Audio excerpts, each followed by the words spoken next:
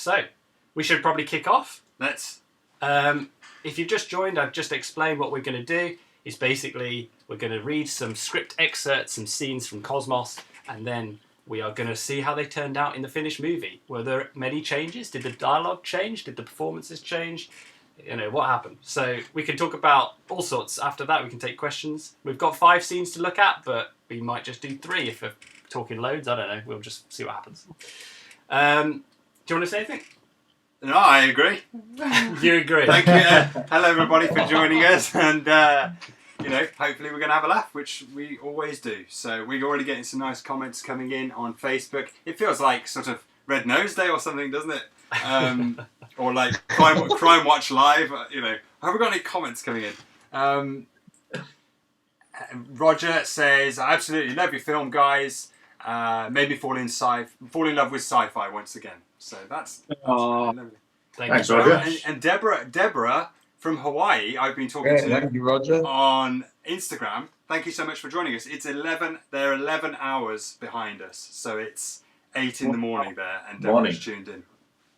Hi, Deborah. Hawaii. Wow, that's cool. That's the one place I've always wanted to go to, and one day we'll go. It's like, imagine playing ukulele in Hawaii. Josh would be in heaven. Oh, he would. He would explode, I think, with excitement. You look like you're dressed for Hawaii, Josh. He's ready. Over there, come on. That's it. Cosmos 2 in Hawaii. Yes. So, guys, quick icebreaker question. Then, have you seen any good movies lately? If so, which ones? I've not seen a movie recently. I've been rewatching Community, which is on Netflix. I watched it a long time ago. I love it, and we're just going through. Me, my girlfriend, and my housemate. We're going through the whole series of that episode. We're getting through like 3 or 4 episodes a day. It's great. Love it. I watched Captain Fantastic yesterday. Oh yeah. I mean, great. I loved it. It was like we started watching it really late at night, and then we were like, we'll just watch half and then watch the next half in the morning, which is a weird thing to do. But we watched the whole thing. There you go. It was that good. All the best. It's got Vigo in it, hasn't it? I think. Who's an incredible actor. Yeah, and he is. Yeah. He's an incredible actor, and he's an attractive man as well. He is. Get a bit of full frontal nudity as well. Do you? Wow. Oh yeah. Is that true? Yeah. Oh yeah. You just stroll out. Maybe we needed some of that in Cosmos. I don't know. Yeah. Well, that's exactly what I'd like to say. But I thought Mike Webster just popping around, getting out of the car completely naked, I think would have worked quite well. You did split trousers, didn't you? So we were halfway there. Right then, shall we give it a whirl? No, I didn't ask Arch what he's been watching. Oh, sorry, Arjun. Oh, I'm terribly sorry. That's okay. I've been watching a lot of movies, so it's hard to try and sort of figure out a couple. But the one I've seen on Netflix recently was Extraction, which I really enjoyed for every reason: the action, the camera work, the direction, the emotion, everything. Just had a lot of, and it's very entertaining at the same time. And there was Sonic the Hedgehog, which was really fun. It was very cute. He just wanted a friend. And there was a recent film I saw, which is an Indian movie actually called Thappad, which means slapped. And it's basically about a wife and a husband, and a slap has taken place, unfortunately. The one and only dispute ever between them, and how it shatters everything around them. Oh, wow. So yeah, it was an amazing film. Every single character in the film was just so well written, and it was just the simplest film in the world. It's just all about how they all felt after that had occurred, and how everybody was dealing with it, and how as a society we think certain things should be let go of, and things should be forgiven or whatever. But or we think that it's okay to do these things, and so on. It was great. Really good film. It's a firm recommendation there from Arjun. Yes. Right then, shall we give it a whirl?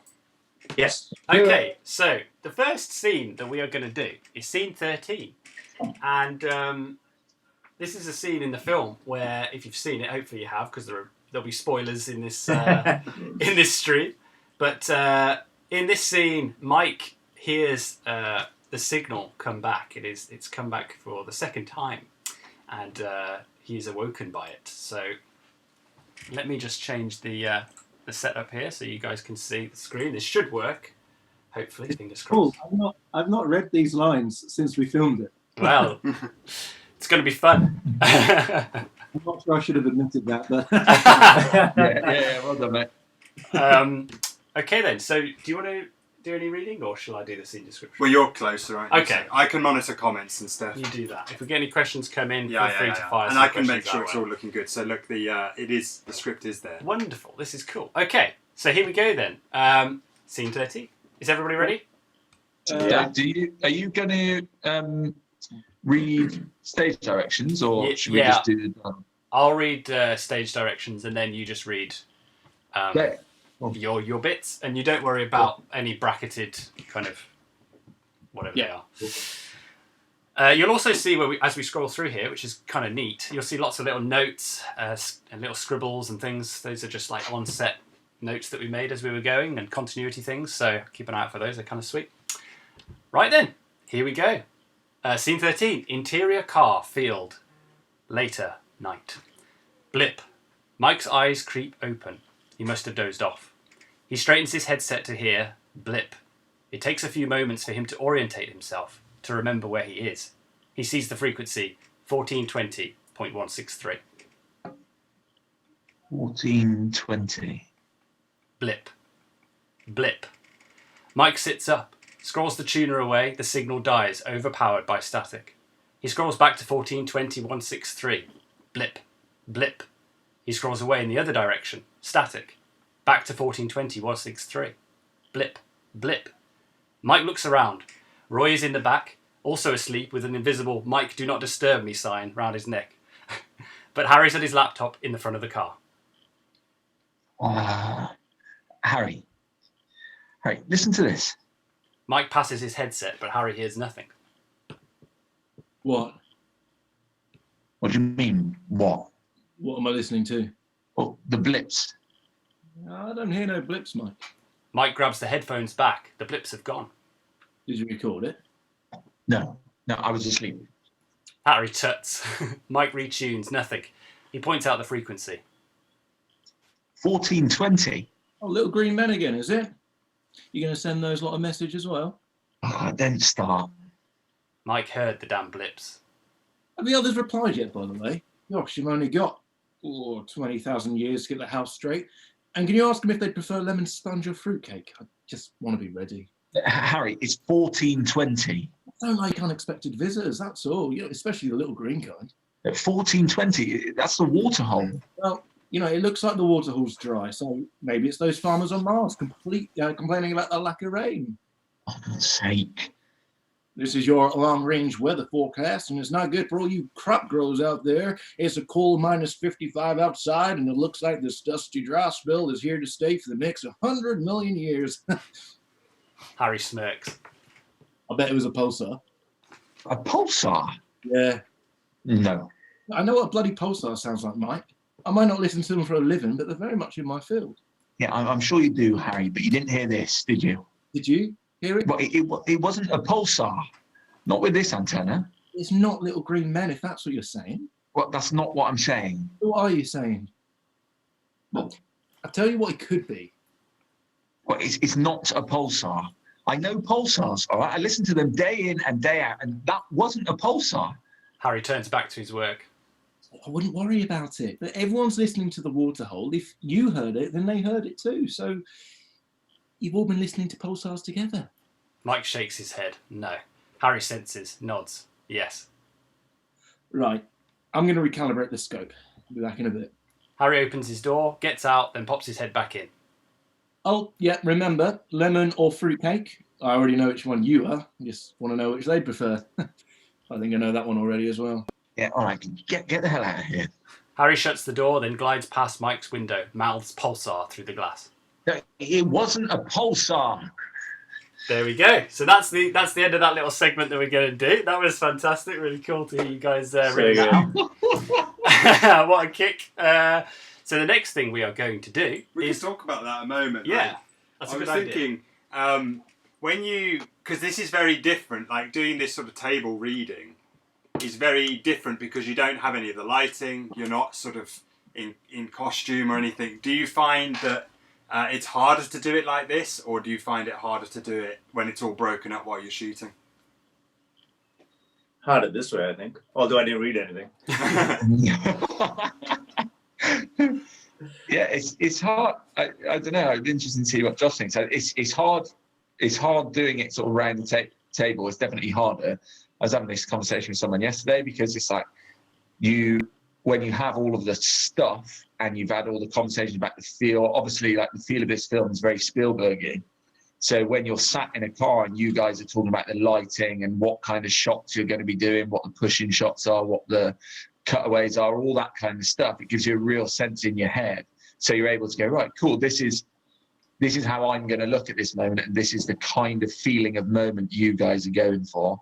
So it feels in situ for me, it feels a lot easier than this. I find this really hard, to be fair. It's really difficult to get the right tone when you're doing a sort of round the table reading. Yeah. I would imagine. I agree. I thought it'd be a bit easier than it was, actually. I was like, okay, cool. And started doing it. I was like, you know what? When you're in the car, when you're surrounded by the lights and the camera, and you're in the costume, and you might have done a couple of scenes before, you know what happens before, you know what after, you're surrounding your whole mind with this story. So the lines come out quite naturally. When it's out of context, it's quite difficult to just go straight to, that point. Yeah. A little bit.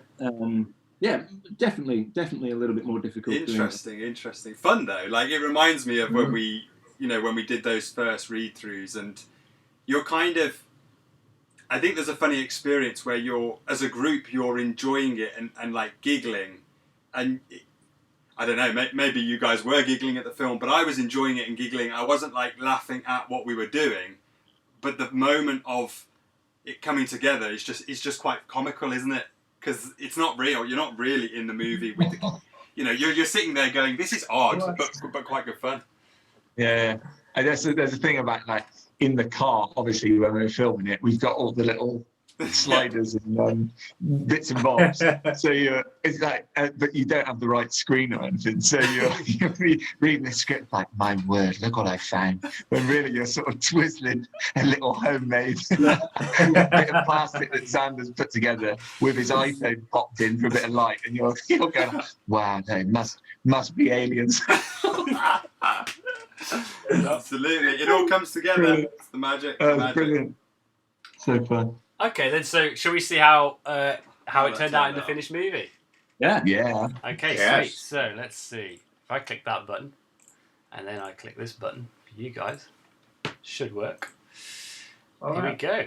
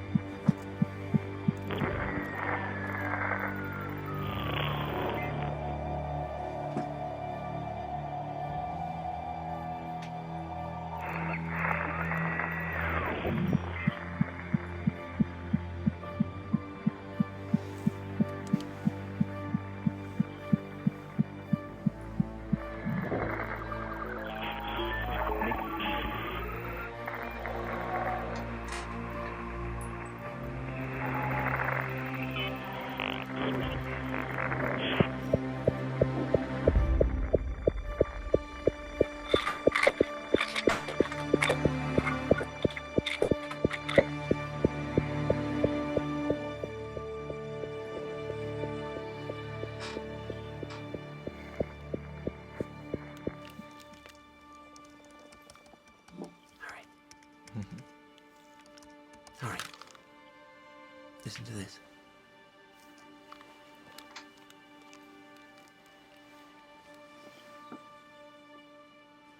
What? What do you mean, what? What am I listening to? All the blips. I don't hear no blips, Mike. Did you record it?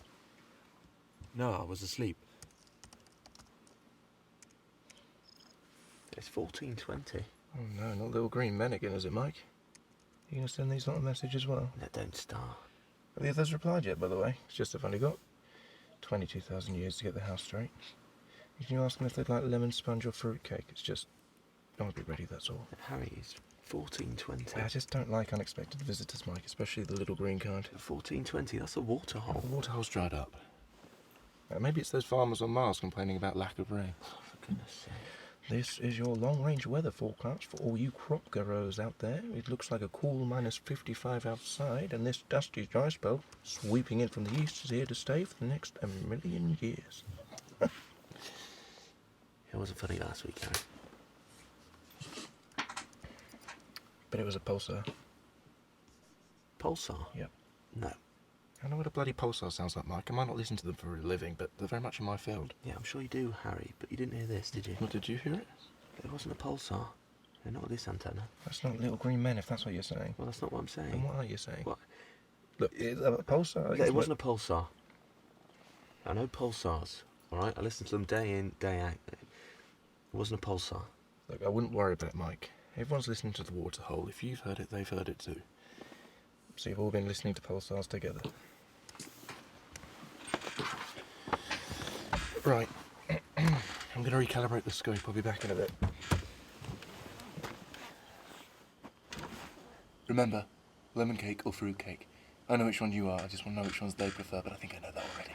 Oh, get the hell out of here. Pulsar. No, it wasn't a pulsar. There we go. It's really funny rewatching it. I don't know how you feel about it, Tom, but I remember filming that scene and like finishing, like completing the scene and going, yeah, I felt good. Yeah. I find it funny rewatching it, being like, when you're doing it, you're thinking, that's not definitely the line. Somewhere in the when you got the script going alongside, you're like, yeah, no, I couldn't quite remember that, but it felt nice. It's all right, that sort of variation though, because it does add a little bit of that organic feel that you write it, but sometimes it can feel quite scripted. But I think what I really like about that sequence, that exchange between you two, it sounds like I'm about to compliment myself. Actually, I was going to say the direction is wonderful. Yeah, no, it's really well written. It's held in a wide shot, so it's like a two shot of the two of you, which obviously is something that's done in films regularly. That's not Xander and I, but it's really nice to be able to showcase, instead of cutting between. It's really nice to be able to showcase your acting as a duo and the timing that's there. And a lot can be cheated in movies. Like, a lot of timing can be cheated, and a lot of meaning can be added if you draw things out or you tighten and make a character like butt in. That can be cheated, but to see it where it can't be cheated, I think it's one of those moments that draws the audience in. So I always love seeing that shot. I think it's about 1.5 minutes, maybe even longer, about 1:40, and it's just held, and it's you guys talking, and I think Quite it's great. theatrical, isn't it, I suppose. It's quite Yeah. theatrical. Yeah. And they're all really fun to do. as well. Yeah, Really yeah. fun. Really good to really nice to look back on. I remember like conversations that we had beforehand, and you gave like different reference points of like scenes in Jaws and bits and pieces where you hold on the same people for an awfully long time. Yeah. Which again, like when you're not a filmmaker, like you're just interested in films, you don't necessarily think about all that much. But in those conversations, I remember thinking, oh yeah, and like looking for it in films and thinking, wow, that's been held for a long time. Yeah. And that must be nice for the actors now, because obviously having experienced something where you have a shot held on you for a long time, you think, well, I can relax here. I don't need to smash it all in one. I can feel the flow of this next 2 minutes and just enjoy it. And we can have 3 or 4 goes at it and hopefully give you enough of what you need. But it's really nice. I remember finding that super interesting, and you would it was real nice when we were shooting it for you guys to say, right, this one, we're going to just hold this on you, play out the scene, and then we'll see how it works. Like that, it's really cool, and it's nice to see it in the film and think, oh yeah, we just did that all in one go. And you can tell that, I think, because you can feel the dynamic of it. It feels really nice. Yeah, absolutely. I mean, it's a technique that isn't used as much these days. So like when Jaws came out, holding actors in wide shots was a lot more common. And there's a great interview with Steven Spielberg actually where he talks about it, and he said like actors won Academy Awards standing in profile talking to each other. It was a technique that was used a lot, and as movies have become more flashy and more sort of the pace of them has sped up over the years, it's become more common practice to just cut everything up. But then sometimes something can be lost, and I think it's nice to see you talk together and it feel different from the rest of the film. It happens one or two times in the movie, and that's one of them. I guess that's like something, just as like a thing, just thinking about it, like back in the day, like cinema, I don't know whether this is definitely true, but like whether, because it would have been from sort of stage maybe, or whether like I'm thinking of like scenes in like Streetcar Named Desire and stuff, it's almost like a stage set, and where you have like wider angles on things and you have whole scenes played out. I guess it's because the sort of development of cinema probably came more from the stage. So initially, at least in those early years, maybe there was more wide shots and I think so. I think so, and I think this happens with filmmakers as well, where when you first start making films, like short films, you will play stuff out in single shots and wides and things like that. You might lock the camera off because you don't have enough people to help or whatever. And then you learn a bit more about filmmaking and you're like, oh, cutaways and close-ups and, oh, I can change the focal length of the lens, and you play with that, and that all has dramatic value and everything. And then I think you then come back to the idea of going like, but actually seeing a performance in like a single shot is a beautiful thing, and in itself, it's like quite sophisticated. Like you originally think, oh, if I change my shots up and I do different things, that's sophisticated and advanced. But actually, sometimes just stepping back and being like, let's just watch this unfold, is like a much more effective way of doing it. Yeah, it's cool. Interesting. And also, ideally, it's not always possible, and it's also not always true. But ideally, your shot choice should be deliberate. So if you want to hold a wide shot, hopefully there's a reason for that, and if you want to have a close-up, hopefully there's a reason for that. And a lot of there's a great comment there actually, which I'll read in a minute. But a lot of filmmaking can sometimes descend into, okay, we'll run this out on a wide shot, and we'll run this out on mid shots, and then we'll run it out on close-ups, and then when we're in the edit, we'll just sort of like checkerboard it together, and we'll have some variety, and that'll work, and that does work. It works very effectively, but also sometimes if you can deliberately choose and go, well, I only want to punch in on a wide shot here to mean something. It's like there's earlier on in that scene, instead of a push in on Tom when he discovers, Tom actually sort of leans forward to camera, and there's a different psychological effect than the camera moving to him. Sometimes you'll see it in movies all the time. Characters will move up to camera, and you move from a mid shot to a close up. But because the camera hasn't moved, there's a different psychology to it. So that wide shot has a psychology to it, and also from a shooting point of view, which is quite interesting that people may or may not have, considered, is that was actually obviously filmed through the windscreen of the car. So the camera was on the bonnet, and we were all outside the car, and the mics were placed inside the car. But normally on a film, they would have like a lift out windscreen, and there would be no engine or anything. It would just be the chassis of the car. I remember that as well. It very much felt. I remember it very much felt like it was just me and Tom and Arj in this car. It was just, it just you guys weren't there, so we could just make believe, just pretend we weren't making a movie then, even though the camera was out there. Yeah. It just felt very real to do, because you weren't there, like right next to us with a big camera there, you know. Yeah.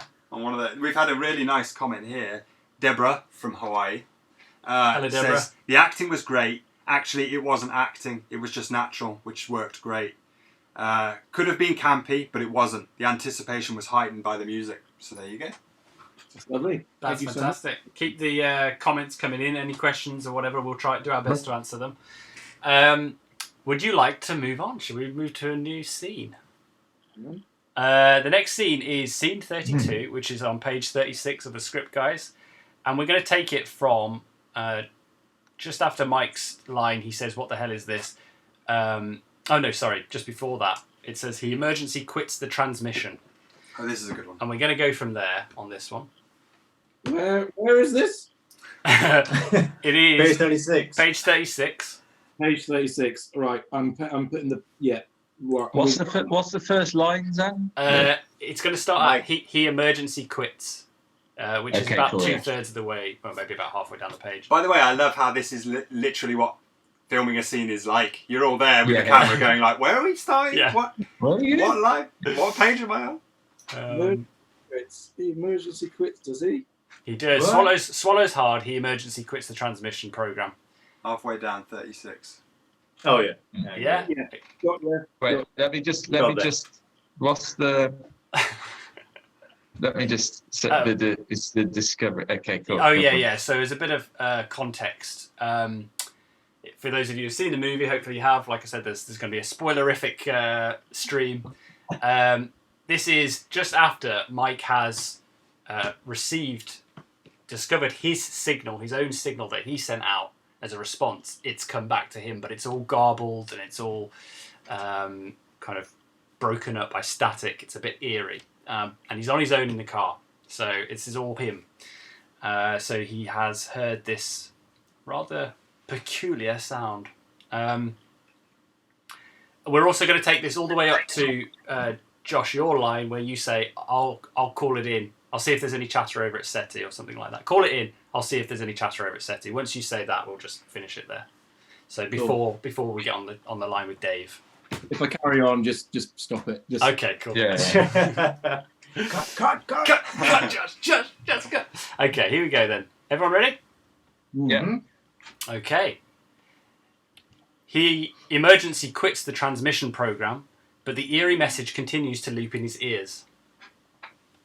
What the hell is this? He rationalizes like crazy, a million thoughts, a million miles an hour. Suddenly there's a loud clang. It's Roy popping the car's boot to clamber in. Then Harry enters in the front. It's Roy who clocks Mike first. The kid is white, clammy, could have just seen a ghost. Roy's expression stiffens. Wakey, wakey, sleepyhead. Harry turns but doesn't see what he's expecting. Roy and Mike are like statues. Roy's eyes land on Harry. What's going on? Mike's glazed eyes peel from the tuner and slide to Harry. The kid doesn't even blink. Now Harry looks worried. Mike? Mike lowers his headset around his neck. Harry registers the noise blurting from them. I think I found something. Still holding his gaze with Harry, Mike's blind hand slowly reaches for his tuner. He pulls the headphone jack free. Immediately, the car is filled with a wall of noise. Mike's distorted message wails from a hi-fi speaker. It's bloody freaky. Beat. No one moves. 1420. 1420. What is this? Mike, is this your message? Mike's not home right now. Harry leans into his line of sight. Message? What message? Mike, what is this? It's going back. Are you transmitting this? No, it's a return. A return. Run a diagnostic. Mike's coming back to us. The system's nominal. Everything's fine. Are you sure? Because earlier you said it was glitching. No. That was my program. This is different. It's got to be bouncing. Of the ionosphere. No, it's not bounce.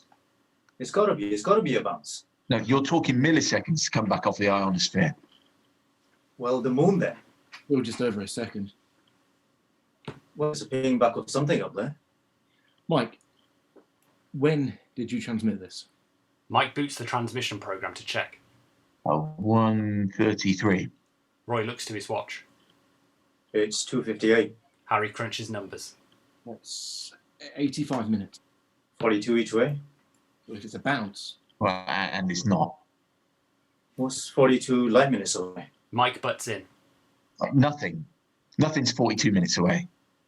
Well, there's got to be. Well, there's just not. Okay, light travel time. Jupiter's around 30, Saturn 70 minimum, and there's nothing in between. That, trust me. Are you rolling on this? No.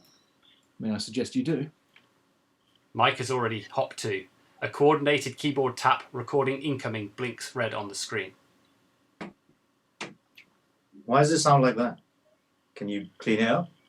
That's all I'm getting. It's on a very thin frequency. Watch. Mike scrolls the tuner wheel around and the signal fades in and out accordingly. Got to be bang smack on. Is that not normal? But none of this is normal. If it were normal, I'd be getting at least some bleed across the frequencies, but the fall off of this thing is like nothing I've ever seen before.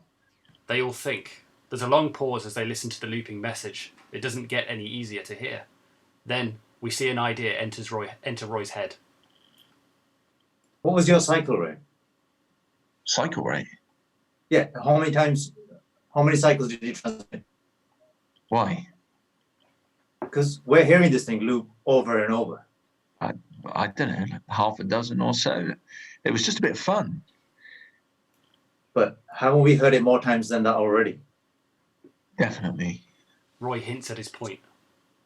So then it can't be a straight bounce. That's what I've been saying. No. You're saying it's not a bounce because there's nothing to bounce off at that range. I'm saying, how can it be a bounce back if it's now looping more times than the cycle transmitted? Am I right? Mike's expression drops. He and Harry lock eyes. I'm right. Right? Mike jumps forward to his console. This can mean only one thing. You sure you're rolling on this? Yeah, 100%. Holy Christ. So this thing's cycling itself. Well, not exactly. Look, we need confirmation on this. Rapid. Call it in. I'll see if there's any chat over at SETI. There we go. That's the end of this. That's the end of the so choke. Cool. So cool to relive that. That's great, guys. I remember we rehearsed this. We learned. You guys learned this whole sequence, I think, so we could actually run this. We covered it in multiple angles, but This was the scene, wasn't it? This Scene was 32. Yeah, I think this scene took about 3 days to shoot because there's obviously Really? a whole new section that bolts onto this with like Dave on the phone, and there's the bit earlier on where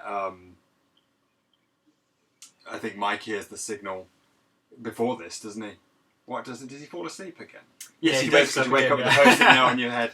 So I'm always asleep. yeah, so this was I think like a Wednesday to Friday job, but yeah, we learnt it in chunks, or you guys learnt it in chunks, and then we just ran it, and it was really fun to see you guys run it from different angles. But I remember getting a photo with the clapperboard when yeah, we completed scene 32 because we were on it for a few days, and it was like, yes, Yeah. we did it, guys. Over and over, didn't we? We did. And then I also remember there's a scene later on with Tom, and he's got this gobbledygook kind of techie talk, and it was exhausting, wasn't it? It was like a bit, and had this long speech about DNA, nucleotides, biochemistry, all sorts of stuff. I remember you just being like, at the end of the day, you thought, at least the good news is I'll never have to do that scene again. And we were like, we're doing it tomorrow. That was the one time I almost completely lost it. I was just like, right, this isn't funny anymore. I remember someone making a joke in my brain going like, no more. just inside, you're like sitting there, pencil snaps in his hand. Yeah. What was that? Was that the prop pencil? What was that, Tom? Headbutting the screen. Yeah. There was something I was going to say about this. I can't remember what it was from a shooting point of view. But, one thing I do also remember that you and I realised was that because we wanted there to be a lot of back and forth exchanges here quite rapidly, that the less you cut, the more information can be like thrown quickly. Yeah. If you like keep cutting between people, when we were looking in the edit, you're like keep cutting between people to try and get an exciting sequence, kind of counter what I said before, but your brain can't keep up with what's being said because there's constant change in perspective. So we actually stripped back a little bit and held in these sort of two shots and tried to have information exchanged more rapidly in the shots. So when people watch the clip, obviously watch the guys acting and how they ran with it in the actual shooting of it, and also how it's covered and similar to the previous scene. Actually, like it does tie into what you were saying about information and Yeah. being able to kind of get it across without it becoming an overload. So in that previous example that we did, it was all talking about pulsars and aliens and all sorts of things. And if that was quickly cut into 2 over the shoulders, you might be like, oh, what is going on? They just keep talking about pulsars. But because it's held, you're like, okay, cool, that's great. And it's kind of similar in this. This isn't held, but we do just maintain the geography a bit. And so it feels you're not having to do extra work with your brain as you're watching, which is cool. I remember before you share it as well. I remember your mum, Leslie, if no one has like joined us for one of these before, but adding like I can't remember what it is, like sugar water or something to show that I've been sweating. So you'll see in the scene like my cheeks are glistening. So that is. I haven't been able to sort of cause myself to sweat. So it's like Leslie's added like this sugar water. I think it's sugar water or something. I think it is. Glycerin, yeah. I think it is. I mean, Tom's very, very sort of very diverse as an actor. He can sweat on cue. And sweat. And sweat, Tom, sweat. He just kind of tenses and it just happens. It's magical to watch, actually. I think watching the last scene we just saw after the read through, this whole process of, as an actor, I guess, receiving a script and you read it and you have a perception of it, thinking this is great, and you think it's going to look a certain way, and then listening to these guys read it, because I wasn't really doing much in that, so just listening it and you get an idea, but then watching it in the final scene, and there's just so much at play, which is, I guess, why we all love cinema, that the music and the close-up of the eyes, and Thomas, his eyes were darting back and forth, and as an audience member, you project so much that even though you as an actor may not be doing much, we're getting so much back as an audience, which I think is quite interesting to watch in this scene. Now that you've heard us read it, watch for everything that you project onto as an audience member, for everybody who's watching, I guess, and how much you take away from it without even realizing. And it's just a little subtle stuff, which is a conversation we've always had about acting for screen. Less you do and so on and everything. But yeah, it was just quite amazing to sit here and just watch you guys read it and then see the scene and how much more there is just because of all the little stuff. Yeah, it's an amazing kind of combination, isn't it, of all these different things. Yeah. Like Chris Davey with his music and the lighting and the camera work and the acting, and it all just blends. And I remember when Elliot and I, we got a slider. We were freelancing. We bought a slider. And we were like, okay, we've always wanted to have a slider. We've wanted to move the camera, and can we do? Let's do a test with this to see what we can do. And I just stood. I was in shot, and I just stood and I just stared at this wall in front of me, just with a longing gaze. And Elliot just pushed the camera in really slowly, and we graded it and we put some music over it. And I was like, wow, I can act. Like it really. I was like, there's so much going on behind my eyes, So Mate, don't give away people's tricks. None of us can act. We're just people sitting about. You've just put a camera on us as we're just pottering about. What I was going to go on to say is, so then when you actually get people who can act, and you start doing that with the camera together, it just it is an amazing thing. The audience just goes like, they project this stuff. They hear music and sound effects, and they see, and it's a wonderful. It's thing. also really fun to be behind the camera, because we're like front row seats audience. We're front row seated audience for this scene. We're just like peeking over the camera or looking through the monitor, and we're seeing it for the first time, how it will look in the movie, but we're also in the space. So it's fun to sort of feel it in the air. It's very electric. It's good fun. I also found, like, I don't know what you guys felt, Arj and Tom, but when you're reading the lines, there's a certain amount of muscle memory that comes out as well, which is ridiculous. We filmed that years ago. Yeah. There was some serious similarities there in your delivery with what's it called. Josh is pretending he can't remember any of it. He watches this every night before he goes to bed. Just his scenes. He's got like a little. He watches his show reel before he goes to bed every night. Don't we all, Tom? Don't we all? Yeah, I got nothing against it. I do it myself. What else was I going to say then? I was going to say something funny. I can't remember. Very funny. But yeah. Anyway. What I was going to say was, you guys were also really consistent in your delivery. So we would, in terms of like your intonation, we would shoot one way and you'd run the scene. It's not actually something we noticed too much while we were shooting. But then when we were in post, we would look at like shots. This angle was shot in the morning, and this angle was shot in the afternoon, and this angle was shot 2 days later. And you're cutting it together, and you're like, their delivery of that little sequence from Tuesday is pretty much identical to how they're doing it on Friday, which makes cutting so much easier because you're not going, Tom's line doesn't key into Josh's response because there was different intonation. You can use any angle from any place and it works. It was great. It was like once we'd found something that we were happy with, we could really rely on you guys to just consistently deliver. And then we'd be like, oh, could you just tweak that? And then afterwards it'd just be like it would click straight in. It wouldn't take any time or anything. So it was. But hey, I guess that's acting though, right, guys? You'd be like, that's kind of what we filmmaking. You're like, yes, that is our acting. range is just very small. We can only deliver one way, and that's it. No, that's what we want.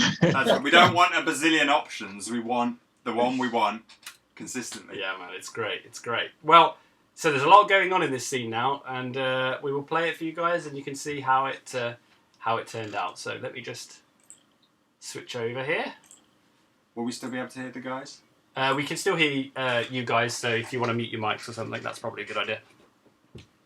Here we go.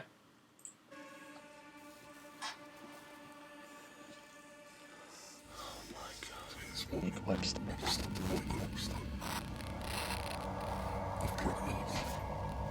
Live in my world. Oh, I'm so afraid.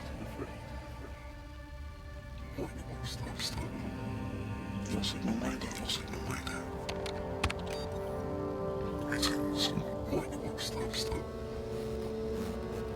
We are listening. We are here.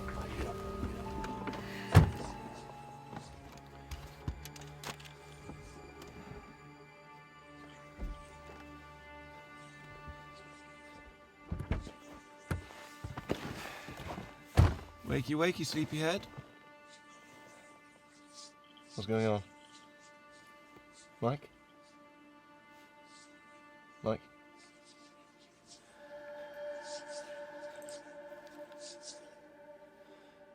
I think I found something. Signal made it. It's on behalf of the people of the world. This is Mike Webster, of planet Earth. 1420. 1420.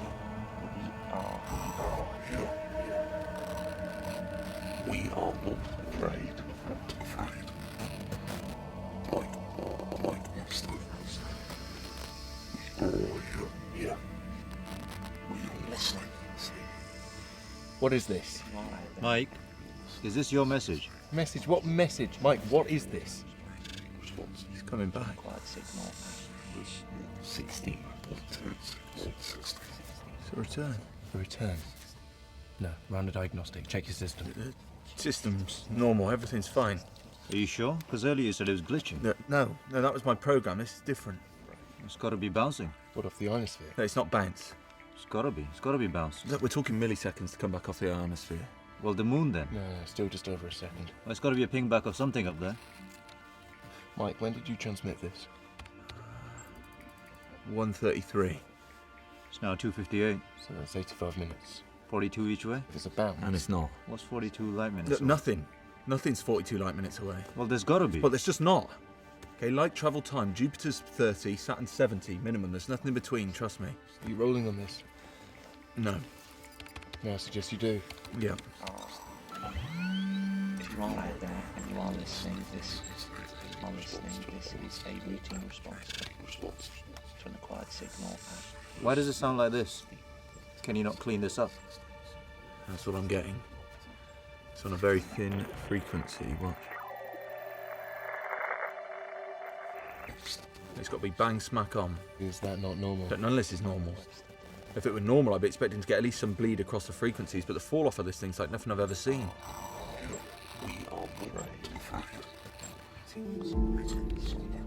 Mike, what was your cycle rate? Cycle rate? Yeah, how many cycles did you transmit? Why? Because we're hearing this thing loop over and over. I don't know. half a dozen or so. It was just a bit of fun. Yeah, but have we not heard it more times than that already? Yeah, definitely. Then it can't be a straight bounce. That's what I've been saying. No. What you're saying is it can't be a bounce, as there's nothing at that range to bounce back off from. What I'm saying is, how can this be a bounce if it's now looping more times than the original cycles you transmitted? Am I right? I'm right. Right? Are you sure you're rolling on this? Yeah, 100%. Holy Christ. We need confirmation on this, Mike. Rapid. Call it in. I'll check to see if there's any chatter over at SETI. There we go. You're all muted, I think, so just keep that in mind. Yeah. There we go. I absolutely love that spike in the music. It's so cool. I love that so much. Yeah. Realization. Yeah, brilliant. When Royce gears start working and you get that little piano, yeah. Boom, boom, boom, boom, boom, boom. I love it. We kind of heavily referenced James Horner there with Apollo 13. There's some like really good tracks yeah. We're in like that Mission kind of Control. thing is really Apollo 13. It is, yeah. They're working the problem, and it's all like dum dum dum dum dum dum. Yeah. So we were like, that's great. So we worked with. I remember the first time watching the film for the first time, like this moment being a bit where I was like, whoa, right, this is really really getting exciting now, because like there's a shift. I think like musically there's a bit of a shift as well. Like maybe at this point where you start to get more of that stuff that gets your heart going. Do you know what I mean? It's not just like you're not just feeling it, but it's like quite physical music. Do you know what I mean? Like it sort of starts really like going at you. Yeah, it's cool. It's kind of a nice change of pace as well, because we've had this Act 1 where we've had time to get to know the characters, and we've sat in the car with them listening to and then this momentum starts to build, and it's the music really does that job really. It starts to kind of push the story forwards, and you feel like, oh, we're on board. It's like something a pulse, here. isn't it? Starts to raise. Yeah. There was a couple of lines dropped there. I don't know if you noticed, but it towards the end, I'll try and let's see where it is. Script reading. So you guys won't see this on your screens, I don't think, but the stream will. So it said. Is this thing cycling itself? So not is this exactly. thing cycling itself? Not cut. Exactly. Yeah, we've cut. I think that was cut because I think it sort of was speaking for itself almost. I think it. Yeah. Some of it was like just cut. There weren't many lines cut from the movie, but some of them were lines that we just felt were. Sometimes you need them on paper to make it clear what's being read. What's happening when you're reading it. But actually, when like what Arjun said before, when you can see stuff, when you can see things bleeping on screen and stuff, you can cut all that out then, because it's speaking for itself. Do we have any questions? We do. We have some. Someone says the acting was the key element to the success of this film. So there you go, guys. Wow. Couldn't disagree with that. Thank you. And some questions about sound design. Some questions about how the edit was shaped.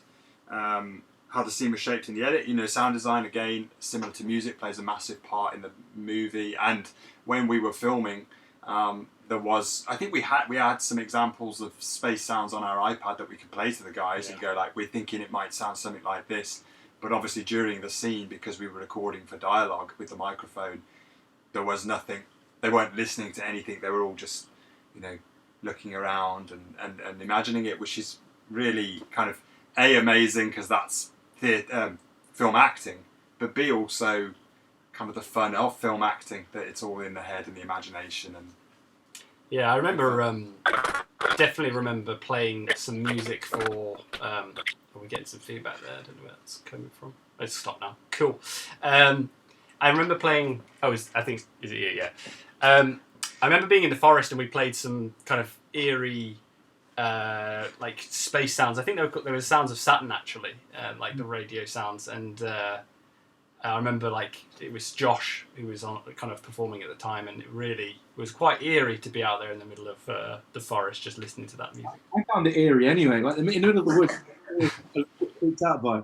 So when you played sounds like that, I remember being just terrified. There were some alpacas in the wood, if I recall. Yeah. That's a story for another time, but we could hear them moving around.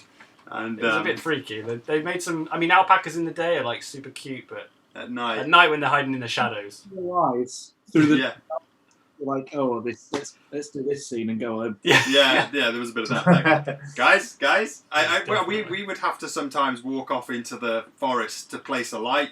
Like, oh, I'm going to go down the hill, and then you sort of turn around and like very quickly walk back up the hill again, trying not to. But then we'd be like, keep going, Josh, keep going. You're doing a great job. What did you spread out?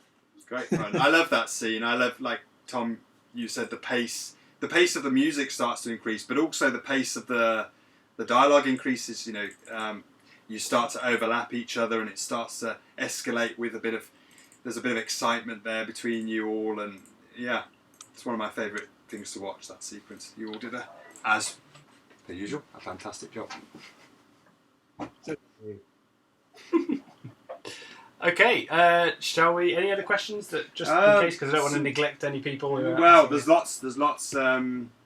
Did you guys shoot and edit a rehearsal with your phone to make sure the shots get together? We did. We had a storyboard.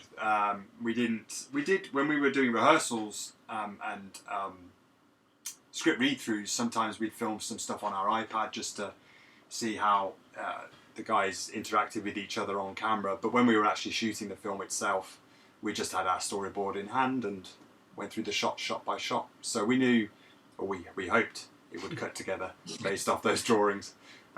So yeah. Okay. And it did. And it did. Some kind of miracle. Okay, so the next scene we're going to look at is scene 73. Bit of a big one here for Argent and Tom. This is the scene between Roy and Mike. Oh, another good one. Mike has lost all hope because they have discovered something incredible and then they have lost it. How far does this go, by the way? This is the whole scene. The whole scene, because I think there's an interesting thing that you should say about you made an adjustment to this scene, didn't you? Oh, yes. Maybe we can say that afterwards. Let's say that afterwards. I love this scene. It's lovely. It's a beautiful thing. So, Roy is...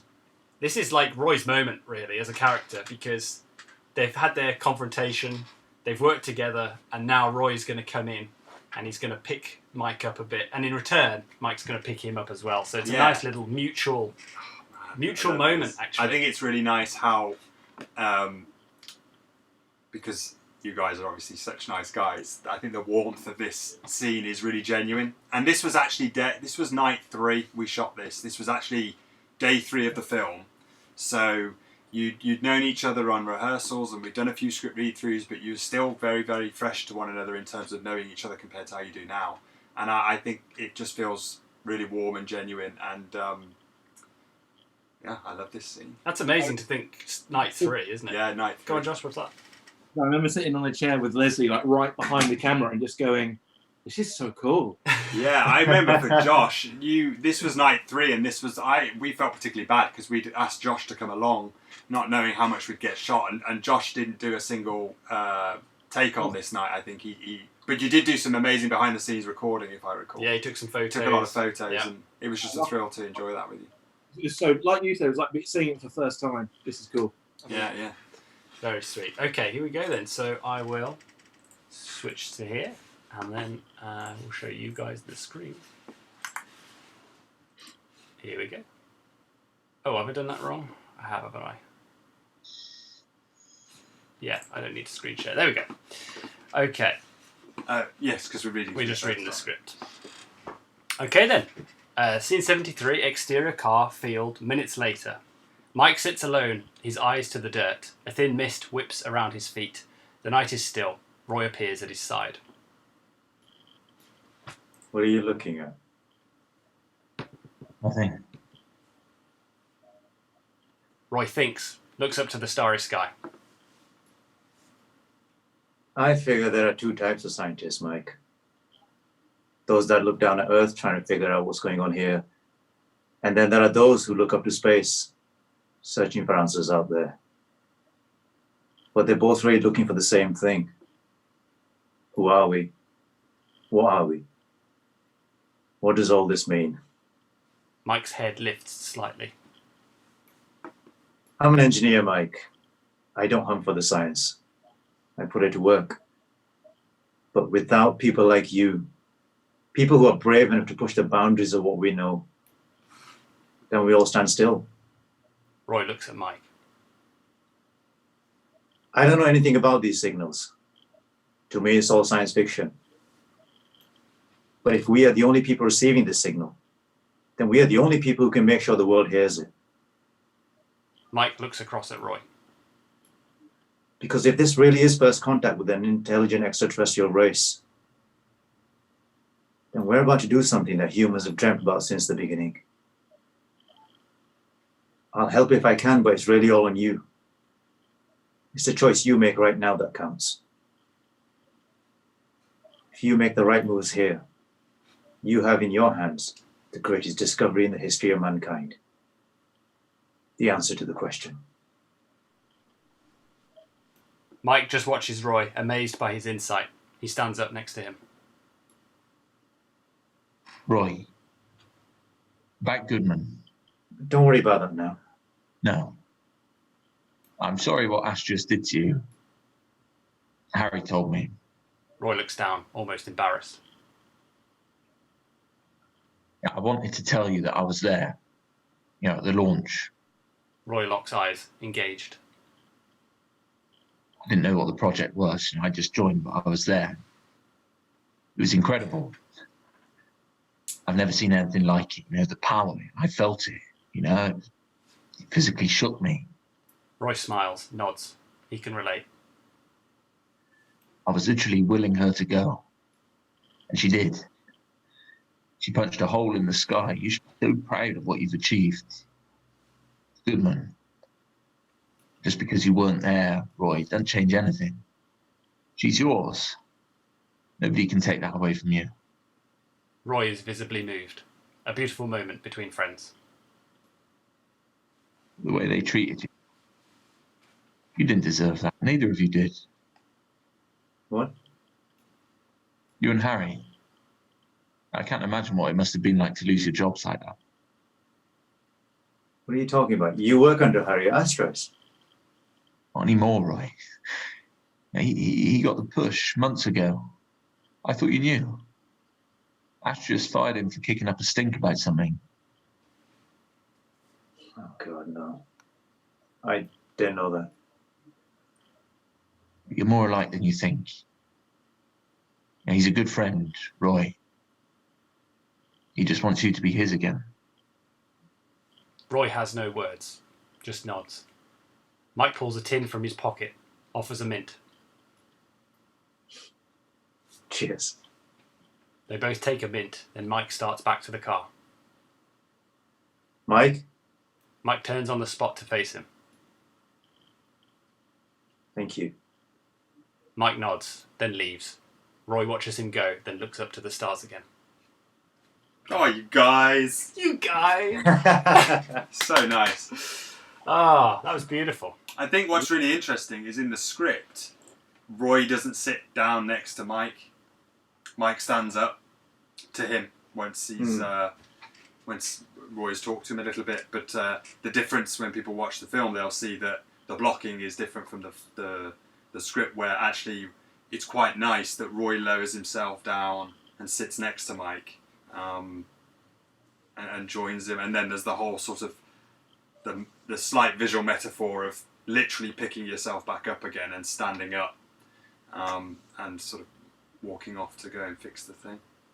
Do you have any memories from this? So we talked a little bit about this before, didn't we? But do you remember shooting this, or is it all just a blur? Yeah, this scene's quite, because this was the scene I think we all got to actually audition with. It was one of the first things I read from the script. And just having read this scene, because obviously we didn't get the script till later once we were confirmed and so on. But just having read this, I remember wanting to know more and wanting to know these characters and why Mike was feeling down and why Roy was having to pick him up and so on. And it just left me with so many questions that I wanted to find the answer to. But yeah, this scene has been with me since 2013, I think. Yeah, I think so. Yeah. So that was the first time I'd read it. for the audition, and then obviously learning the lines and performing it with Tom, which it's fine reading something or rehearsing something, whether it's in front of your mirror or you're reading lines with a friend, but actually standing in front of somebody who is projecting exactly what the character is supposed to be feeling makes your reactions as an actor much better. Tom or Mike, should I say, looked broken and down, and he just plays that so well and looks so vulnerable. And for whatever Roy has done throughout the film, it just makes it so much easier as an actor, I think, being against somebody who is a wonderful actor themselves. And the words are so beautiful, and it's just true. It's just all things that I sort of believe in life, about working as a team and so on and all this. And so this scene is quite important to me, not just because I get to say a lot of stuff, but just I think it's a beautifully written scene, played very well, and I think Tom just brings such beauty to just being so vulnerable, which we don't get to see on screen as much as we'd like to. Well, I remember we after we cast Tom was in. Oh, that's right. We were like, I remember going to Elle and I was like, Tom's great. He really needs like more of a moment to just act. Like he really like Josh with Harry. He has a moment with the Goodman where he talks about his friendship with Roy, and they have and Roy and Harry both have a moment together where they kind of reconcile their friendship. And Roy has this moment here. Where I don't know whether you said like in the original draft of the script, it ends with Roy's pep talk, and Mike is like rejuvenated and walks off. Exactly. So Roy has some of these moments, Harry has some of these moments, and Mike didn't really get like his opportunity, as it were, to kind of expose his character and really show off like who he is. And I remember just turning to Ella and it's like, we've got to write something here. So originally it ended just after Roy picked Mike up, and ultimately then it worked out so well because then Mike comes back in and he unlocks this challenge with Harry. That was always there, but like he didn't have his moment where he talked about how amazing it was to see Goodman launch, and that really, I think, it kind of heals the friendship between it kind of solidifies that friendship between Roy and Mike. So man, that's all because of you, Tom. Yeah. No, I remember being like super intimidated by it because like you said, it was early on. I think any like time you're doing anything like early on in the process, you're like super nervous. I remember being so nervous. I probably looked so vulnerable because I was so scared. If we did that at the end, Mike would have just been sat there, he'd be like, lying on the log, having a lovely time. That's so funny. I remember the thing about the mints, which sometimes we get people say, "What's with the mints?" But that comes from when Xander and I used to do a lot of camera freelancing. We would always carry a tin of mints with us in our pocket, just because like it's nice to chew on gum or mints or whatever. And we kind of got into the habit of whenever we would meet people on a job or new crew members or people, we'd just be like, "Do you want a mint?" Like we just immediately offer them a mint, and it would completely break down any nerves they might have or any barrier, particularly people we were interviewing. We'd just like shake a tin at them and be like, "Do you want a mint? You can have a mint," and we can all have mints, and that's fine. And then we were like, maybe that Mike would have that sort of trait where he's like, "I've got mints. Does anyone want a mint?" So that came from like a real experience, didn't it? With us? And it's a lovely moment because earlier on in the movie he offers Roy a mint, and Roy's just like, "Nah." people are like always go like, ouch, like Mike, poor Mike in that moment. We had a guy come up to us, didn't we, just after the premiere, and he was like, he kind of reached into his pocket and he pulled out a tin of mints and he was like, "Mint?" like this. Amazing. Yeah, it was so good. Anyway, I guess we should. Josh has got something. Oh, sorry, Josh. It's such a warm scene though, like just from beginning to end, it's got the best intentions behind everything, and you can't go away from the scene going, "Oh, how dare they!" Like, or you can't get away. Sweet. It's sweet.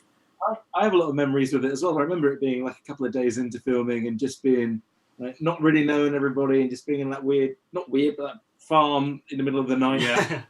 What are we doing? And every time I'm like, that's what we were doing. It's lovely. Yeah. It's lovely. It's nice. You know, Roy's character is he's not wounded, but he's hurting, and it's nice that his character, he sort of almost heals himself in a way, because he goes out on a limb and does the right thing, and actually, as a result, he gets given something in return that gives him the key to heal his relationship with Harry. So I quite like that it's not just gifted to him. He earns it. It's quite nice. So a selfless act to lift up Mike. Like Mike would probably have never done the reverse either. Like without that olive branch, he wouldn't have gone suddenly out of the blue. Oh, I was there at the launch of Goodman. It's like he'd probably be too afraid to mention it or anything because he wouldn't want to stir up any emotions for Roy. But because they've got this little moment, it's like perfect timing to just go, right, let's talk about that. Anyway, we should show the finished scene. Here we go, scene with script, and then I'll show you chaps the. We have some more questions as well. We'll answer some questions after this.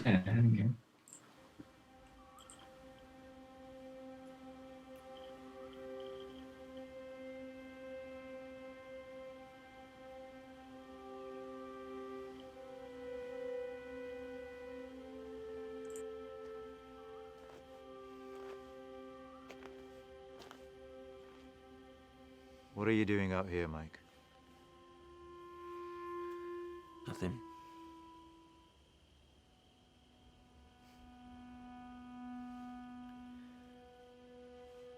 I figure there's two types of scientists, Mike. Those that look down at Earth, trying to figure out what's going on here. And then there are those who look up to space, searching for the answers out there. But they're both really looking for the same thing. Who are we? What are we? What does all this mean?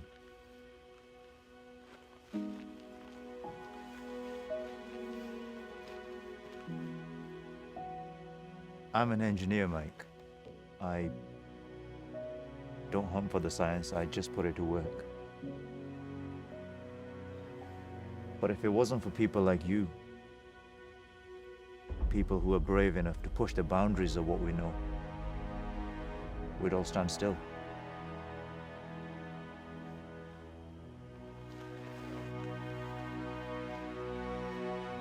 I don't know anything about these signals. To me, it's all science fiction.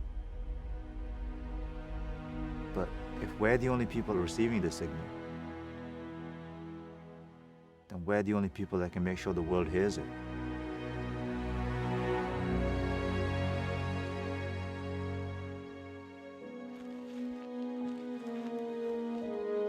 Because if this really is first contact with an intelligent extraterrestrial race, then we're about to do something that humans have dreamt about since the beginning.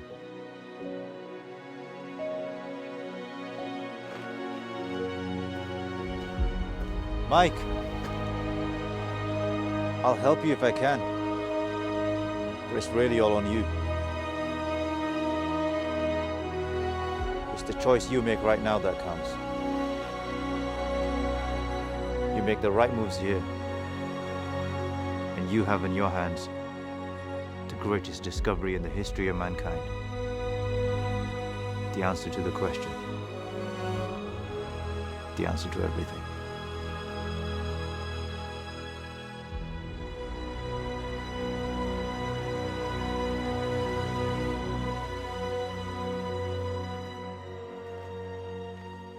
Roy. Right, Goodman. Don't worry about that now. Sorry what Ash just did to you. Harry told me. I wanted to tell you I was there. At the launch. I didn't know what the project was. I'd only just joined at the time, but I was there. It was incredible. I've never seen anything like it, the power. Yeah, I felt it physically shook me. I was literally willing her to go, and she did. She punched a hole in the sky. You should be so proud of what you've achieved, of Goodman. Just because you weren't there, Roy, doesn't change anything. She's yours. No one can take that away from you. What they did to you, you didn't deserve that. Neither of you did. Neither of us? You and Harry. I can't imagine what it must have been like to lose your jobs like that. What are you talking about? You work under Harry at Astros. Not anymore. He got the push months ago. I thought you knew. Ash just fired him. He kicked up a stink about something. God, no. I didn't know that. You're more alike than you think, Roy. He's a good friend. He just wants you to be his again.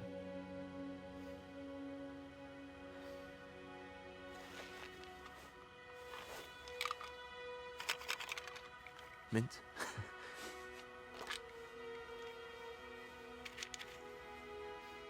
Cheers.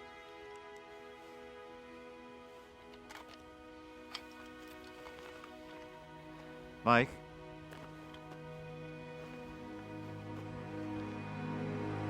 Thank you, Mike.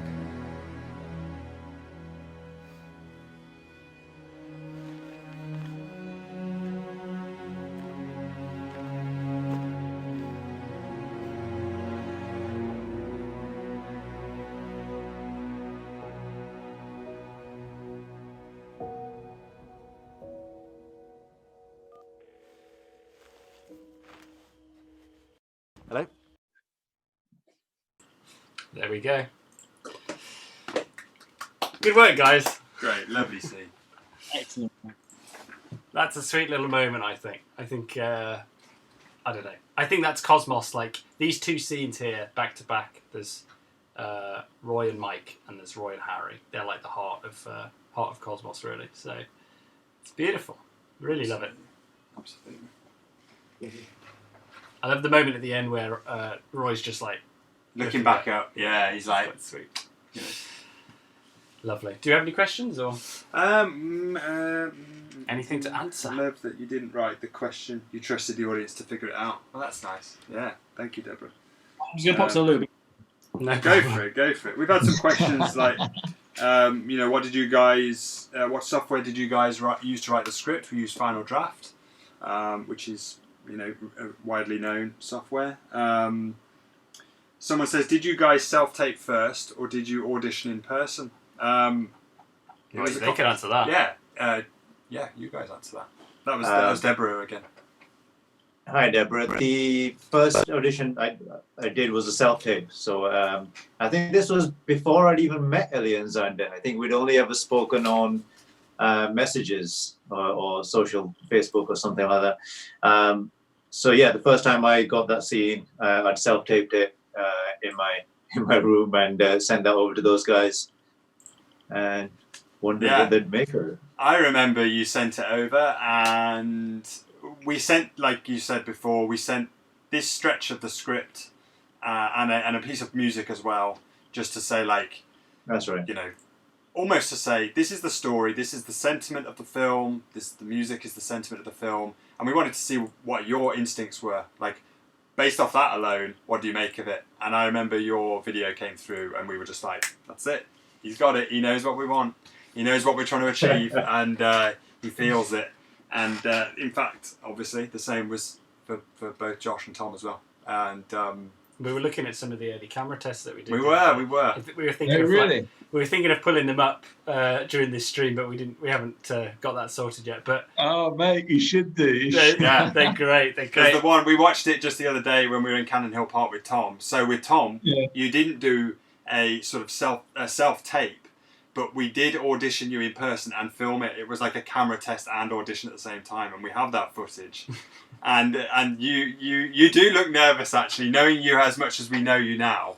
At the time, we wouldn't know, but and everyone looks so young as well. I know it's only been a couple of years, but we all look. It's been a while, man. When was that? 2014. 14. Yeah. So 6 years ago. Right. Yeah. I was only 13 then. Yeah. It feels like that long ago. But yeah, you there's guys that. look 13, I tell you. Yeah, See some definitely. pictures of you back then. Yeah. I know. I can't believe we gained your confidence looking like that. Yeah, Looking like we just walked out of high school. There was with Tom. There was a particularly, I think we mentioned it before, a particularly pesky geese was trying to scene steal. Yeah. Did I say geese? Yeah, goose. Scene steal, and you are doing your best to like keep a straight face. You do a turn, you sort of turn like that, and you got the giggles, and that was it. I think it was my fault though. I think it was my fault. I was acting opposite you, and I kept smiling every time I turned around. Oh man, it's all my fault. It's all my fault. We have a lovely comment here from John on Facebook. He says, "This film was like getting to actually be there at the discovery of extraterrestrial life." That's cool. So that's beautiful.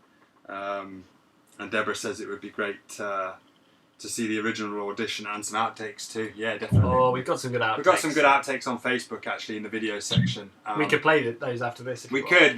Let's do that. If you stick around, we'll play some outtakes. Yeah, great. But we want to put together a more lengthy outtake reel because there's so much that hasn't been Oh seen. yeah, there's a lot. There's a lot lot. of. I mean, there's a bit of Arjun doing some interesting dancing as well. Well, I mean, Arjun did a lot of dancing on the shoot of Cosmos, but this particular one was quite interesting. So we'll definitely get that released. Absolutely. Shall we show the scene? Oh no, shall we read the next scene? Yeah. Sorry. What's the next one? I've got like so many things up on the screen. My mind's just mush. When we read the scene, I can take a photo of what you've got. Say, what was that, Josh? When we read the scene, have they got like the script out in front of them? Like, Yeah, if you log on to Facebook and have a look at the stream, you'll see you can see what's happening. Yeah, they get a nice little thing. But it is obviously delayed, so don't use it as your reference for reading. Yeah. Okay. Oh, cool. So yeah, the next scene is scene 91, guys. It's page. I'm gonna post it here. Page 83, scene 91. And this is just after, I'll try and be as spoiler-free as possible, but we have just made an incredible discovery with our astronauts in the car, and things are about to go a bit wrong. They did not count on the batteries going dead, so this is the scene. What's the first line we're going from? We're going to go from the top of page 91, so I'll be reading. Then a red warning explodes on screen. Have I got that right? No, sorry, top of page 83. My bad. The other thing, I've seen that. Right. I've got something to say actually. This has never dawned on me ever before, right? But I was watching that last scene, and Roy has. This is like the weirdness of movies, right? In real life, Roy comes and says to Mike, lifts him up and goes, "Mike, it's all going to be all right." And Mike just stands up and walks off. But it's like he doesn't even say thank you. Oh yeah, before that moment. Yeah, he just like starts walking away, and Roy's like, "Mike, I hope you're fine." Mike stands up and he's like, "Oh, this is amazing. You're right, but he doesn't say anything. He's like, I'm off." I love that. Guys, you're right. I'm a genius. That sounds great. I'm aware, Roy. I just was watching. I was thinking it makes sense because we get, Roy's going to stop him, but in real life, you'd be like, "Where's he going?" I love it's like what's he doing? the last couple of lines convince you to say something. Yeah. It's like you have in your hands to discover this man. Oh, okay. In that case, then have a mint. Right. The thing you did is quite good too. All right, cheers. Bye. Fine. So true. Okay, right. So is everyone happy and prepped? We've got a. I'm trying to answer messages. I'm Okay. not just sitting. Sorry, questions. That's cool. In the Keep the questions coming in. We will try and answer them, and we'll do some stuff after this. We've only got 2 scenes left, so we can just shoot the breeze, answer questions, watch some outtakes, stuff like that. We'll be done by lunch. We'll be done by lunch. Our famous. That's it, yeah. Terribly inaccurate phrase that we used on Cosmos. Okay, you chaps all set and ready? Yes, sir. Okay. Yeah. Script reading. We're set there. So yeah, you can see if you're watching the live streams, you'll see these little yellow post-it notes there. They were tracks, soundtrack track titles that we would play when we were writing or reading the script to get us in the kind of headspace for that moment. So if you see those, you can find this script. It's on the Cosmos website, cosmosmovieofficial.com, and you can go through and read it, and you can find those tracks. They'll be on Spotify and all that kind of stuff. So if you're interested in hearing what inspired us, that's there. Okay, here we go then. Then a red warning explodes on screen. Warning: battery life low, 10%. Mike flies towards the screen. No. I'm losing power here. What? But look, the batteries are dying. Well, you designed these things to last all night. Yeah, on 2 systems, Harry. We're running 3 here, plus your scope and those aerials. Look, if we lose power, we'll lose everything. What do you mean we lose everything? The recordings, that my hard drives are fried, remember. I've got no long-term memory. Christ. Roy bails, bolts for his station. My system can only hold data while it's running. Roy clambers Use into my the boot. drive. He almost throws an external drive at Mike, plugs it in. This transfer is going to take time and guzzle power. If I can't get the files across before I lose power, the system will die and we'll lose the recordings. Jesus. Roy, all the plugs and everything you've got in the back. Roy dives under his desk, yanks his lines from the breaker box. His system crashes. Harry saves the scope recording. Come on. Saved. Roy, pull it.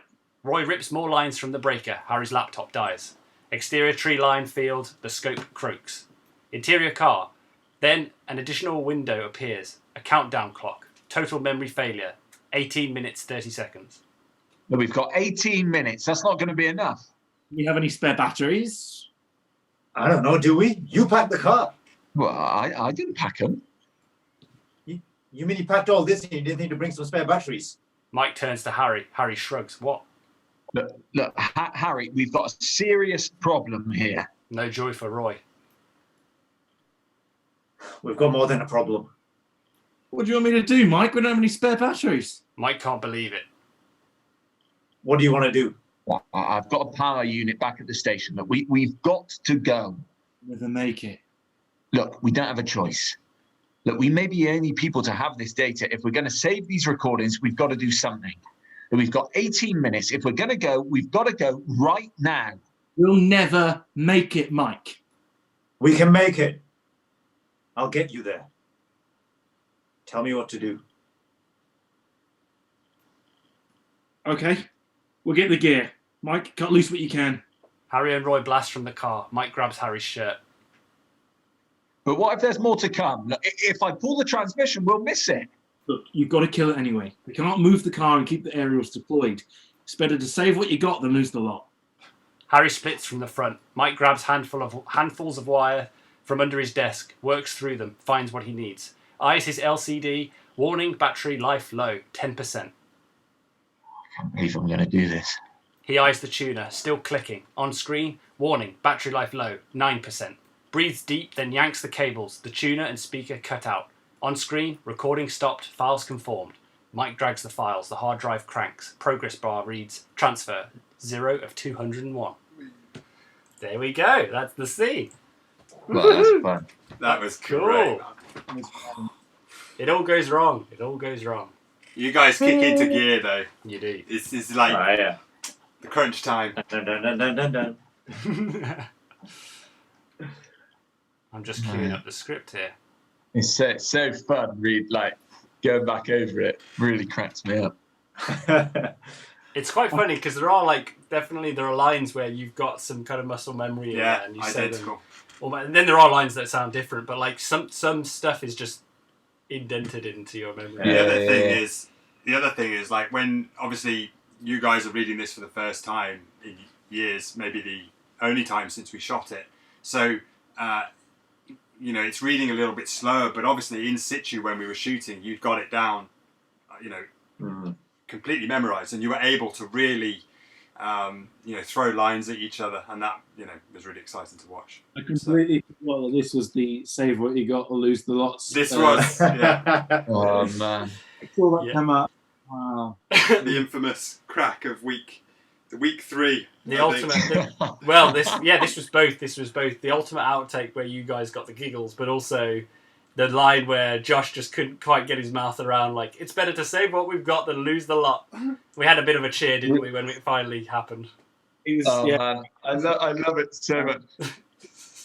when you're doing a scene, and then there's like always, as an actor, there's like a little ego thing in your head, and like I'm smashing these lines. I've got these down, and then that line I should stumble over, and I'm like, I smashed all my ones before that, and then none of them came. I was like, come on, mate, come on, Josh, let's do this.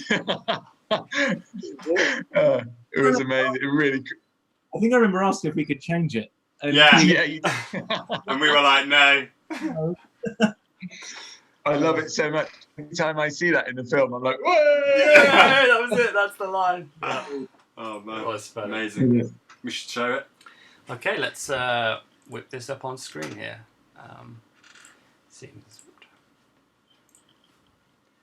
There's Josh looking very serious. Here he is. Whoa. He's got his glasses on. Look at that. Okay. Here we go. I'm muting.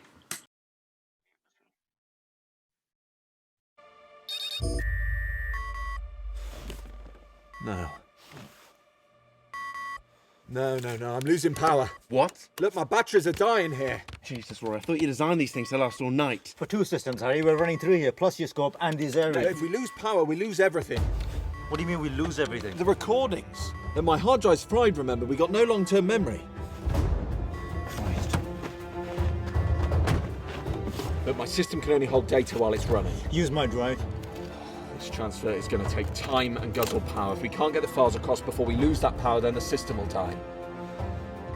We'll lose the recordings. Jesus. Roy, pull the plugs and everything you got in the back. Got it.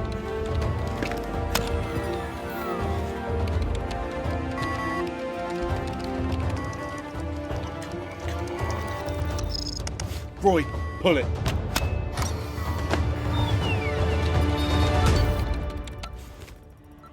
We've got 18 minutes. That's not going to be enough. Do you have any spare batteries? I don't know, do we? You guys packed the car. I didn't pack them. You mean you packed all this and didn't think to bring some more batteries? Harry, we got a serious problem here. We've got more than a problem. What do you want me to do, Mike? We've got no spare batteries.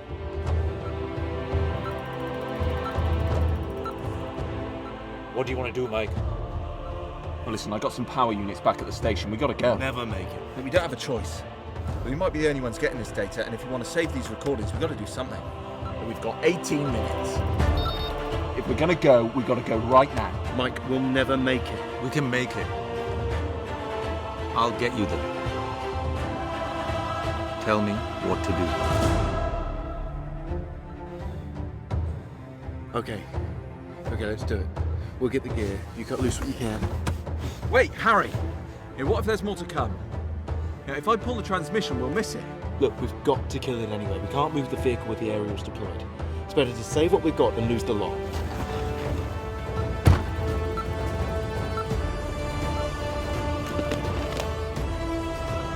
I can't believe I'm going to do this.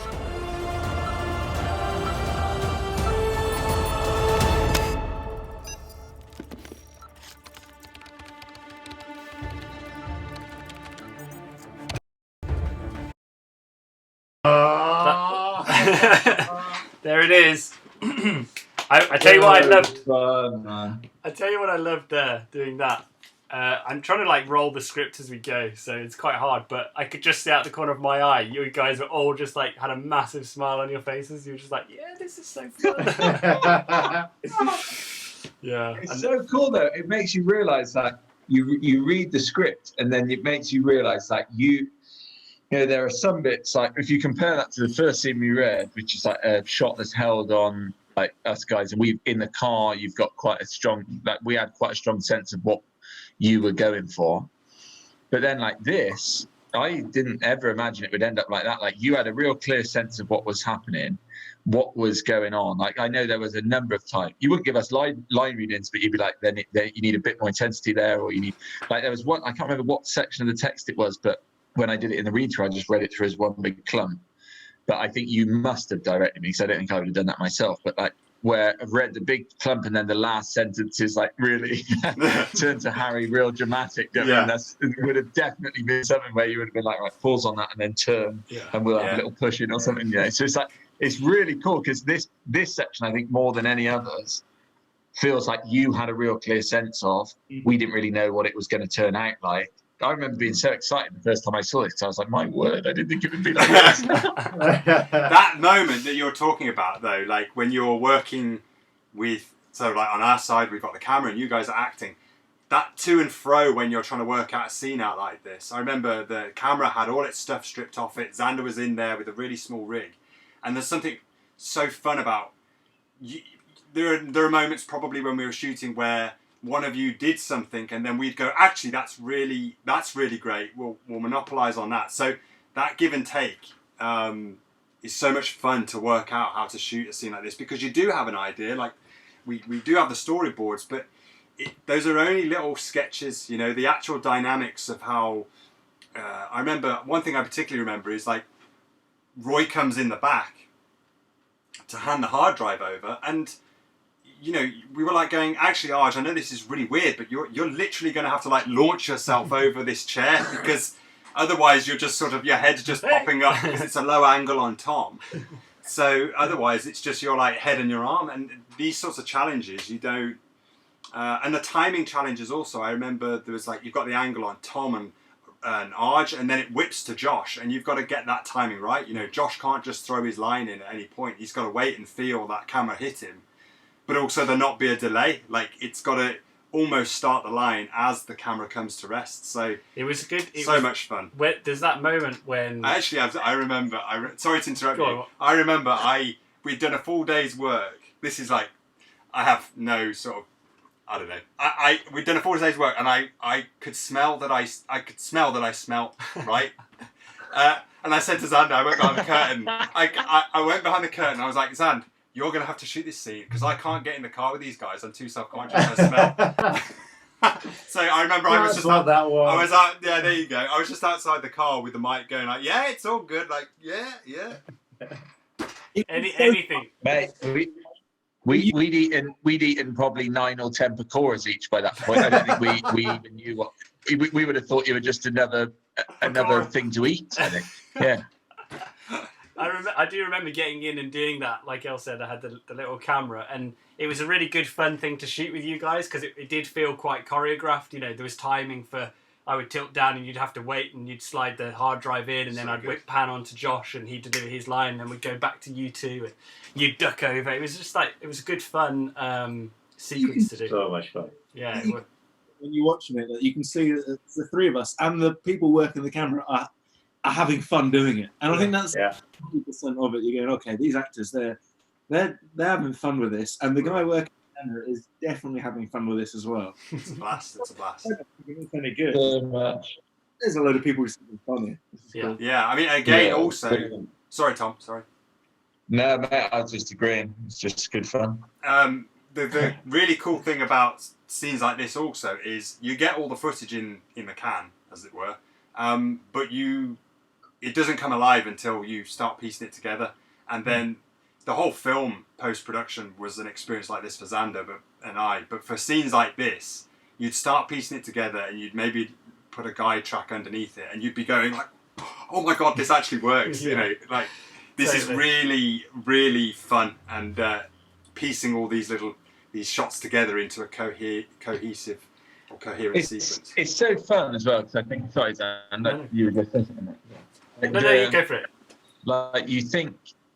I think, it's really easy to get real snooty about stuff and like overplay your not overplay your abilities. Like obviously people have talents and stuff, but like you also want to really remember that you're a bunch of people trying to do something like essentially for fun. Do you know what I mean? Yeah, like the thrill of like making films and theatre and stuff like this is you are doing it for fun, and you hope the things you find fun other people find fun. So it's like that's really the game, isn't it? So it's like.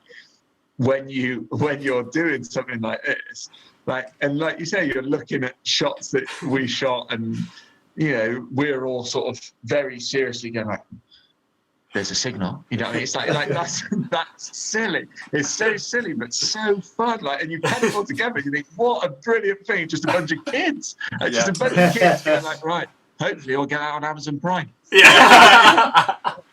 Yeah. Absolutely. Yeah. It was a blast. And there's a bit in it where Elliot was talking a second ago about starting to put the music down, And I remember there's a bit where the screen goes blip, blip, blip, blip, and it says like 18 minutes. And you turn and you just go, we've got 18 minutes. If we've got to go right now. And I remember when the music started to come in, I was like, this is great. It just has this like rhythm and patter, and like you said, it just feels fun. Actually, I hope that people just watch it and they've just got a big smile on their face. Yeah, big time. I think that. Sorry, go on, Josh. Even if they don't have fun watching it, we had fun doing it. Yeah. Absolutely. It's one of those when anyone says anything nice about it, it's nice. When people say anything bad about it, it's nice. I don't really care because like we had fun doing it. We did. Yeah. So fun. So much so that we're just reminiscing about it now and all smiling. Yeah, and I know. laughing. Like, it's a legit thing. We had a blast and we're all sitting here geeking out about it. What were you going to say, Tom? You were going to say something? Well, there's something. I was chatting to someone again yesterday about like styles and feels of film, and like this, I know like it was real Spielbergy, like in terms of the look and the feel and the things you're saying. And I love Spielberg, but Spielberg is not necessarily. I'm not huge filmy person, so that's not like not necessarily top of my filmmaker list, whatever. But it's so fun when you see something come together. Do you know what I mean? Where you're like watching this and watching it with friends of mine who, again, aren't necessarily big Spielberg fans, whatever, but the exact like viewing experience that you're describing, Zan, where like a big smile on your face, where you're like, wow, you've done the thing. Like you've done the thing you wanted to do. Do you know what I mean? It's like you can either like there's some people who love that style and will just love it, full blown love it. There are some people who will just, be moaners and hate it.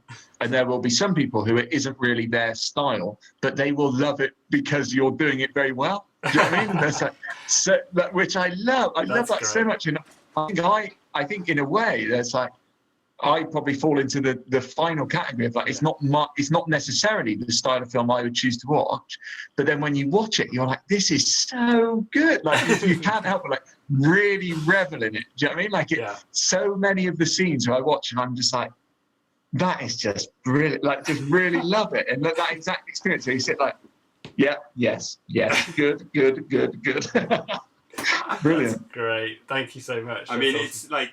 We love it because we were actually talking to Joe Bunce yesterday. Was it yesterday or the day before? He introduced me. I've heard the word, but he defined it for me. I never really knew what it meant. The word pastiche. And he was like, oh, it's, we were talking about something else.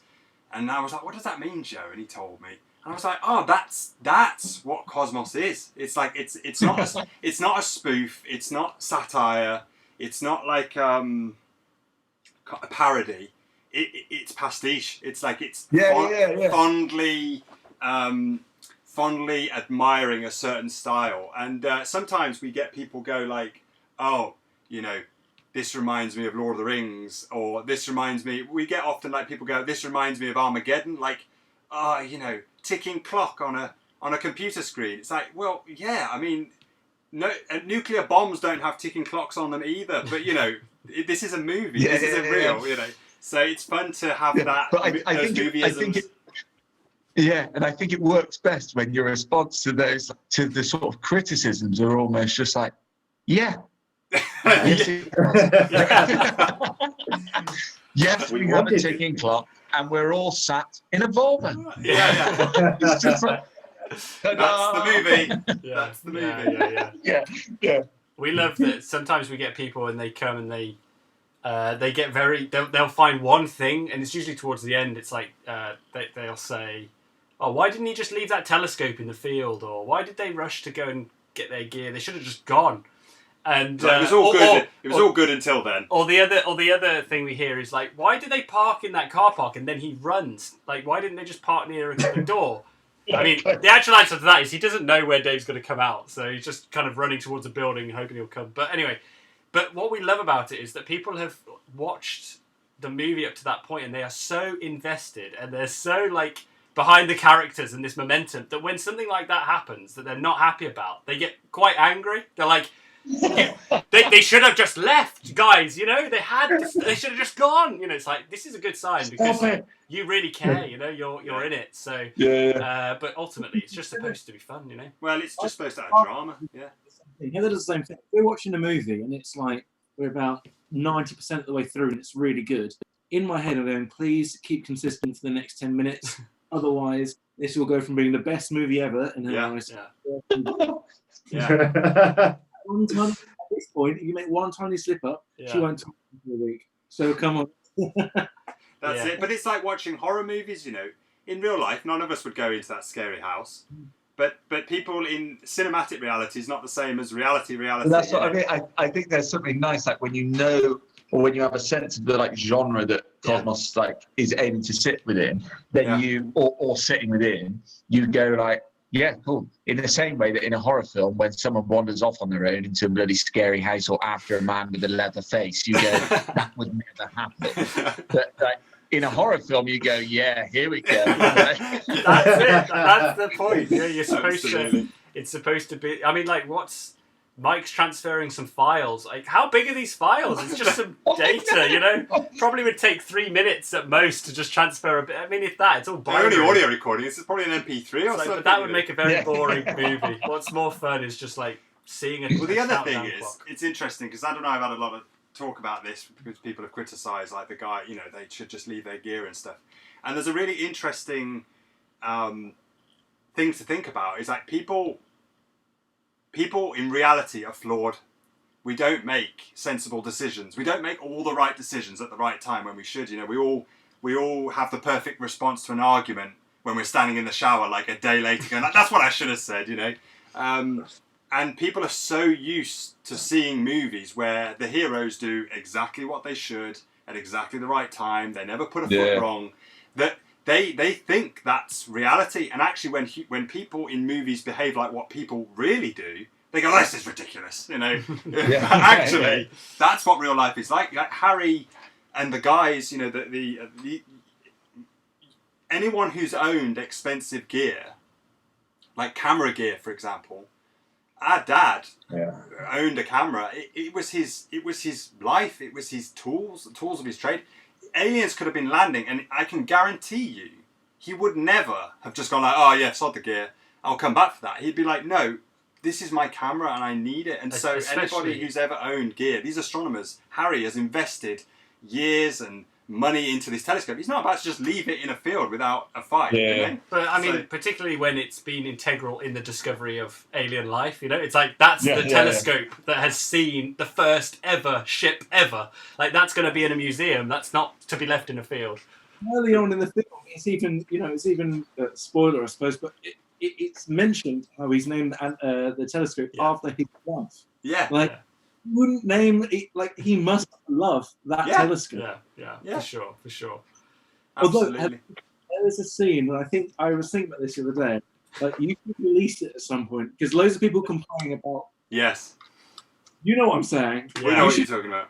Well, we could say it. Yeah, we could say we shot like a post-credit sequence of the astronauts returning and picking up the telescope, and Harry comes out and grabs it and puts it in the back of the car. So we need to release that. We're going to do it. We will do it. Dave has said it belongs in a museum. And then he goes, "So do you." So do you. But there's a comment here from John. He says, like, "I was really angry about the batteries going dead. I literally yelled at the screen, no!" That's wonderful. That's so cool. Thanks, John. That's ultimate success. It is. It's so cool to be... I mean, these are the kind of movies that I love. I love getting engaged in movies. I love just being, like, totally invested in the story and the characters and just willing characters to succeed. I'd rather be leaning forward like with sweaty palms than sitting back going like, "Oh yeah, whatever, I don't really mind." Who knows? For me, I think you've done something right when you can watch your own film and smile and enjoy it. Like if you can watch it the amount of times we've all watched it and still be giggling and laughing like this, then we've done something right. Movie as well, though, don't we? We see the scene on the screen, the story that we're telling, that you're telling, but we also have our own stories about that story. We go, I remember that morning I had a coffee on the way into filming, and it was actually coffee. And then I stopped off at that. I remember filming that scene from beginning to the end of the day. Just that sort of short scene, and that's the magic of it. Because who could tell you what I did last Thursday? I could tell you what I did on each scene. I was like, I remember days from the opening of my eyes to the end of my eyes. I could tell you exactly what I did every single day we did that film. Absolutely. That's the joy of creativity, isn't it? Because there's the film that people see, and it's a shame we can't share the film that we see. Because we see a different film. Every single shot, every single scene means something to us. We remember where we were. We remember what it was like behind the camera. We remember how cold it was on that night, or seeing that satellite fly over. And it's that's why sometimes it can be hard to take criticism, because it's such a part of who you are. But I don't know. I can't put into words how much love I have for you guys and sharing this experience with you, because I feel like it's like, you know how you feel about your high school friends. It's like I wouldn't have wanted to have done it with anybody else. I'm so overwhelmed with love. Hugs, man. Social distancing hugs. I think it's weird though, because like, I think people have friends that are so close to their family, and they've got family that are so close, whatever. I think whatever this is, whatever the Cosmos have, whatever this gang has, is something that I'm not saying no one else will have, but it's very specific. Yeah. Friends who are family. It's very pure. It's almost a different thing entirely. Yeah. You've gone through the experience. And I was talking to Heather the other day. Cosmos marked so much change for all of us. And it was a process. I'm going to get a little deep. I don't mean to be, I suppose, but it marked a process of mourning for people. It marked a process of being wed for people. People got married. People lost family during it. People had each other. People gained family during it and all had each other. And it was just, we went through like 5 years of just grieving together, welcoming new life together, welcoming love together. And it's just this whole little group that just kind of went through everything. It was life. You know, we lived life together for a period of time, and we still are. You know, we went to LA as a group, and you know, again, I think it's rather people ask about the film a lot from a filmmaking point of view, group of guys and stuff, and I think it's really nice that a film about a group of men, you know, a film about brotherhood and how, you know, men can elevate each other by actually just caring for each other's feelings, and when they do, and they put their differences behind each other, and they achieve something great, that is reflected in our relationship as a group of guys. We're not bros. It's not like, cool story, bro. We're not cutting each other down. We don't sort of make jokes about each other. There's no competition. There's no ego. It's really supportive and embracing, and we tell each other we love each other, and we hug, and I don't know.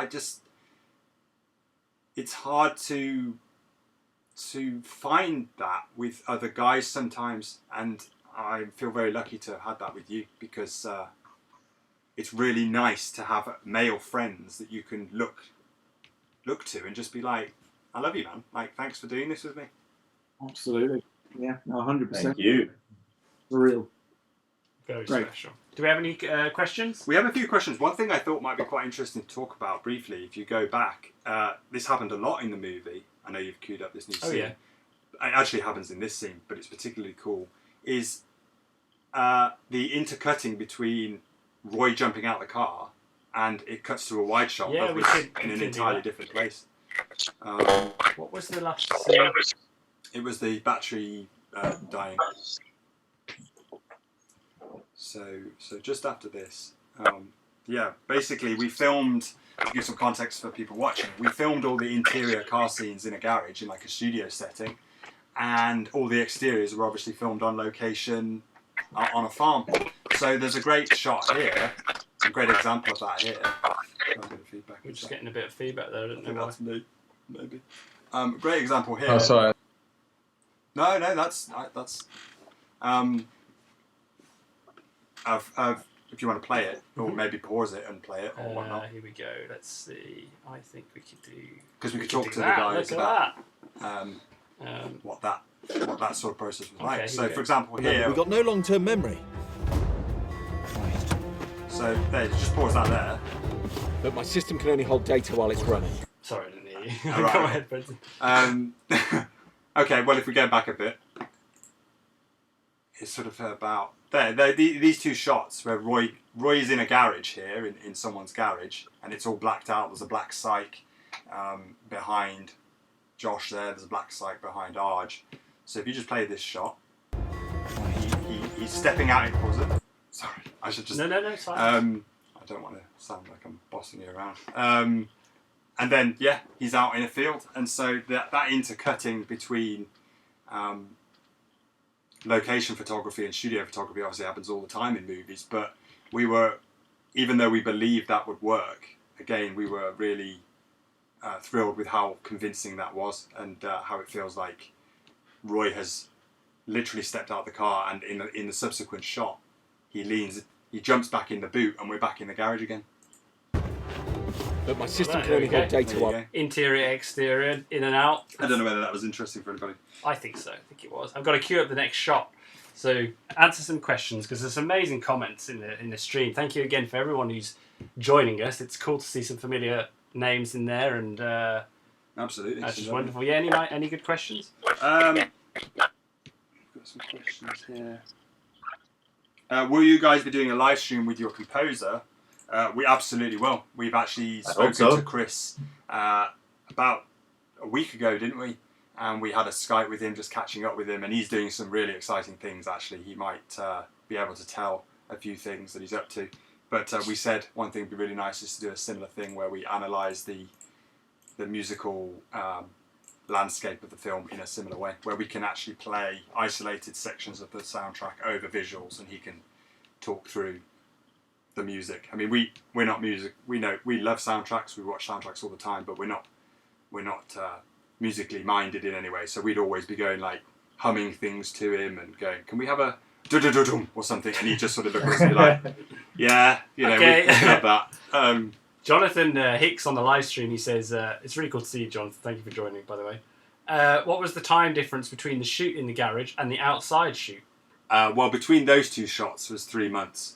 There you go. Time travellers. So yeah, we shot the exterior field stuff in September 2015, and then we shot all the interior car stuff in January 2016. So we knew Arj was going to bail out the car. Again, this is the real value of storyboarding.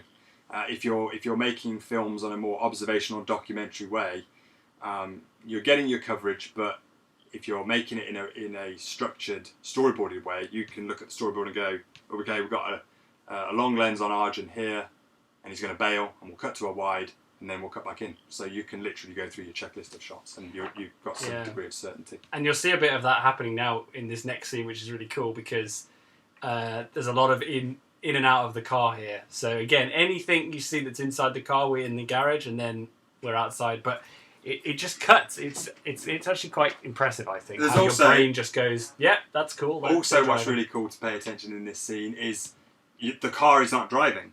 The car is in a garage. so all the shaking and all the sort of road rumble is like us shaking the car. And when the brakes are slammed and you guys shoot forward in your seatbelts, that's all physical acting, as Harrison Ford would say. So the scene is scene 113, guys, and it's on page 92. We're going to start it on 92, I think. 92, and we'll take it from Roy's line halfway down the page. Time check, he says. I think is this the last one we'll give a crack This at? is the last one we'll do, and then we'll just kind of take a few questions and maybe show some outtakes or something like that. But a bit of context here. They are driving. They are on their way to... Oh, I'm getting feedback again. Where is that coming? Is it Tom? Or I don't think it is Tom. Oh, maybe it is actually. Yeah, they're on their way to the station, trying to get a battery pack, and they are confronted with an obstacle. So, nice and intense on this one, It's chat. the aliens. It's Mike's message. There's a message coming through. Where are we going from, mate? Halfway down, page 92. I think it is me, sorry. That's all right. I don't know what's causing It's just that. 'Cause technical, it only isn't it? happens every now and again. So. It's when my charger's plugged in, my sound jumps, and then when I'm not muted, it comes back through onto your screen. Oh, okay. Wow. There we go. It should be good. It should be good. Great. Don't worry about it. It's no It's all problem. good. Don't worry. Yeah, halfway down, page 92, Josh. Time check, Roy says. Got it? Yeah, cool. Okay. So let me hop over to the script reading here. This is another fun little scene. So this is intense. So we've got lots going on. Here we go. Arjun, we'll just, whenever you're ready. Time check. Mike steadies himself, looks at LCD, transfer, 56 of 201, 11 minutes and 3 seconds. 11 minutes battery. Go, Roy, go. Hold on. Gear stick snaps to 5th, pedal floored, rev counter rolls. Exterior dirt track, the car rips past at 70. Interior car, Mike moves his phone around trying to locate signal. All these damn aerials, I can't get a bloody signal. Battery life 7%, transfer 61 of 201, 10 minutes and 18 seconds. Then something on the track ahead flashes into the headlights. A gate. Whoa! Hold on. Slams the brake, seatbelts lock. Exterior dirt track, the car screeches, rubber burns. Interior car. Your cat? Just get it. Harry bails. Exterior dirt track. Runs to the gate. A chain and padlock clamp it shut. It's locked. Interior car. Damn it. Roy jumps out. Mike holds his head in his hands. We're not going to make this. Battery life 6%. Transfer 75 of 201. 8 minutes and 15 seconds. Exterior dirt track. The car idles. Roy levers open the boot. 6% battery. Roy pulls out the set of hedge clippers. Heads for the gate. Hurry, get the boot. They're not bolt cutters, Roy. Well, they're all we've got. Go. Harry retreats. Roy looms over the gate. Clipper jaws bite at the chain. Teeth grit. Clunk. Roy pulls the chain free. Exterior dirt track. The car tears past. The sliced chain. Discarded in the dirt. The tyres plough through muddy puddles. And we'll leave it there.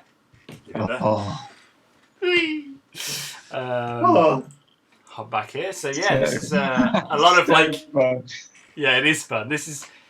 I think like the driving stuff, for me, I get a huge kick out of it. Like, just because you just don't... I know it's a done thing and it's what everyone does in the industry and everything with the poor man's process, but you just... It's mad that you believe that your guys are moving here and that it's all happening. Your brain just goes with it. It's cool. I love them. Yeah, bouncing around, shaking, doing your potholes and everything. You guys were great. It's amazing how much like the sound effects add to that sort of convincing your mind. Just going like, well, they're in a car because I can hear it. You know, the brain. You know, your brain doesn't go, yes, it's all added later. You just go, well, there it is. But also from a sound point of view, this exterior gate sequence was filmed right beside a motorway. So there was a track beside a motorway about 100 metres away and it was really noisy. So all of the exterior dialogue between Arj and Josh was actually ADR'd. We recorded this later. Yeah, there was actually, I spotted a bit of ADR. Yeah. So the bits where it's like... In fact, I think even one of Tom's lines. Yeah, your line of like... what does he say? We got 6%. We got 6%, you shout from the back of the car. That was ADR. And then your whole... They're not bolt cutters, Roy. They're all we've got to go. But also at the start of the scene we looked at earlier between Roy and Mike, Roy walks up to Mike and in the original script it says, "What are you looking at?" And we ADR'd a line and it says, "What are you doing out here?" or something along those lines. So it's cool to... Yeah, because that was one of those things that... Because Mike's looking down at the dirt, we thought, I wonder if people will think he's looking at something on the floor. Because I think in the script you were sort of looking around. So yeah, there was an adjustment there to the script to make more sense in the film. Yeah, exactly. So also keep an eye out in this scene. The chain is a plastic chain from a hardware store, which we sprayed to look metal. What else is there? Again, that sound design just sells it. Yeah, and I'm sure there's something else as well. John says we need a Mythbusters episode about Cosmos. Can hedge clippers really cut a lock? I like it. I reckon in a desperate situation, maybe not. Roy summons some sort of Herculean strength here. Yeah. It's all or nothing. I think so. It's all the brain shakes. Yeah, it's all those pre-workouts. All right then, should we take a look? Yeah. Okay. Let's do it. Here we go. Hand check. Look, we've got 11 minutes battery. Go, Roy, go. Hold on.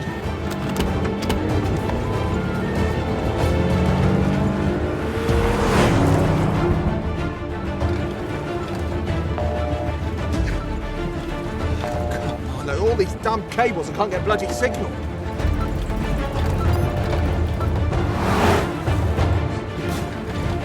Whoa, Roy. Roy!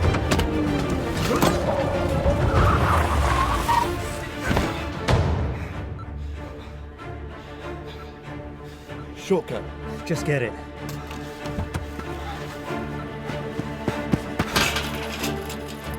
It's locked! Damn it. This is not good.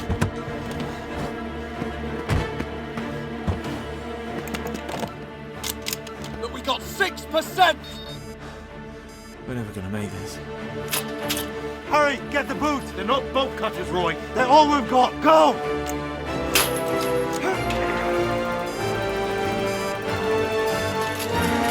Come on!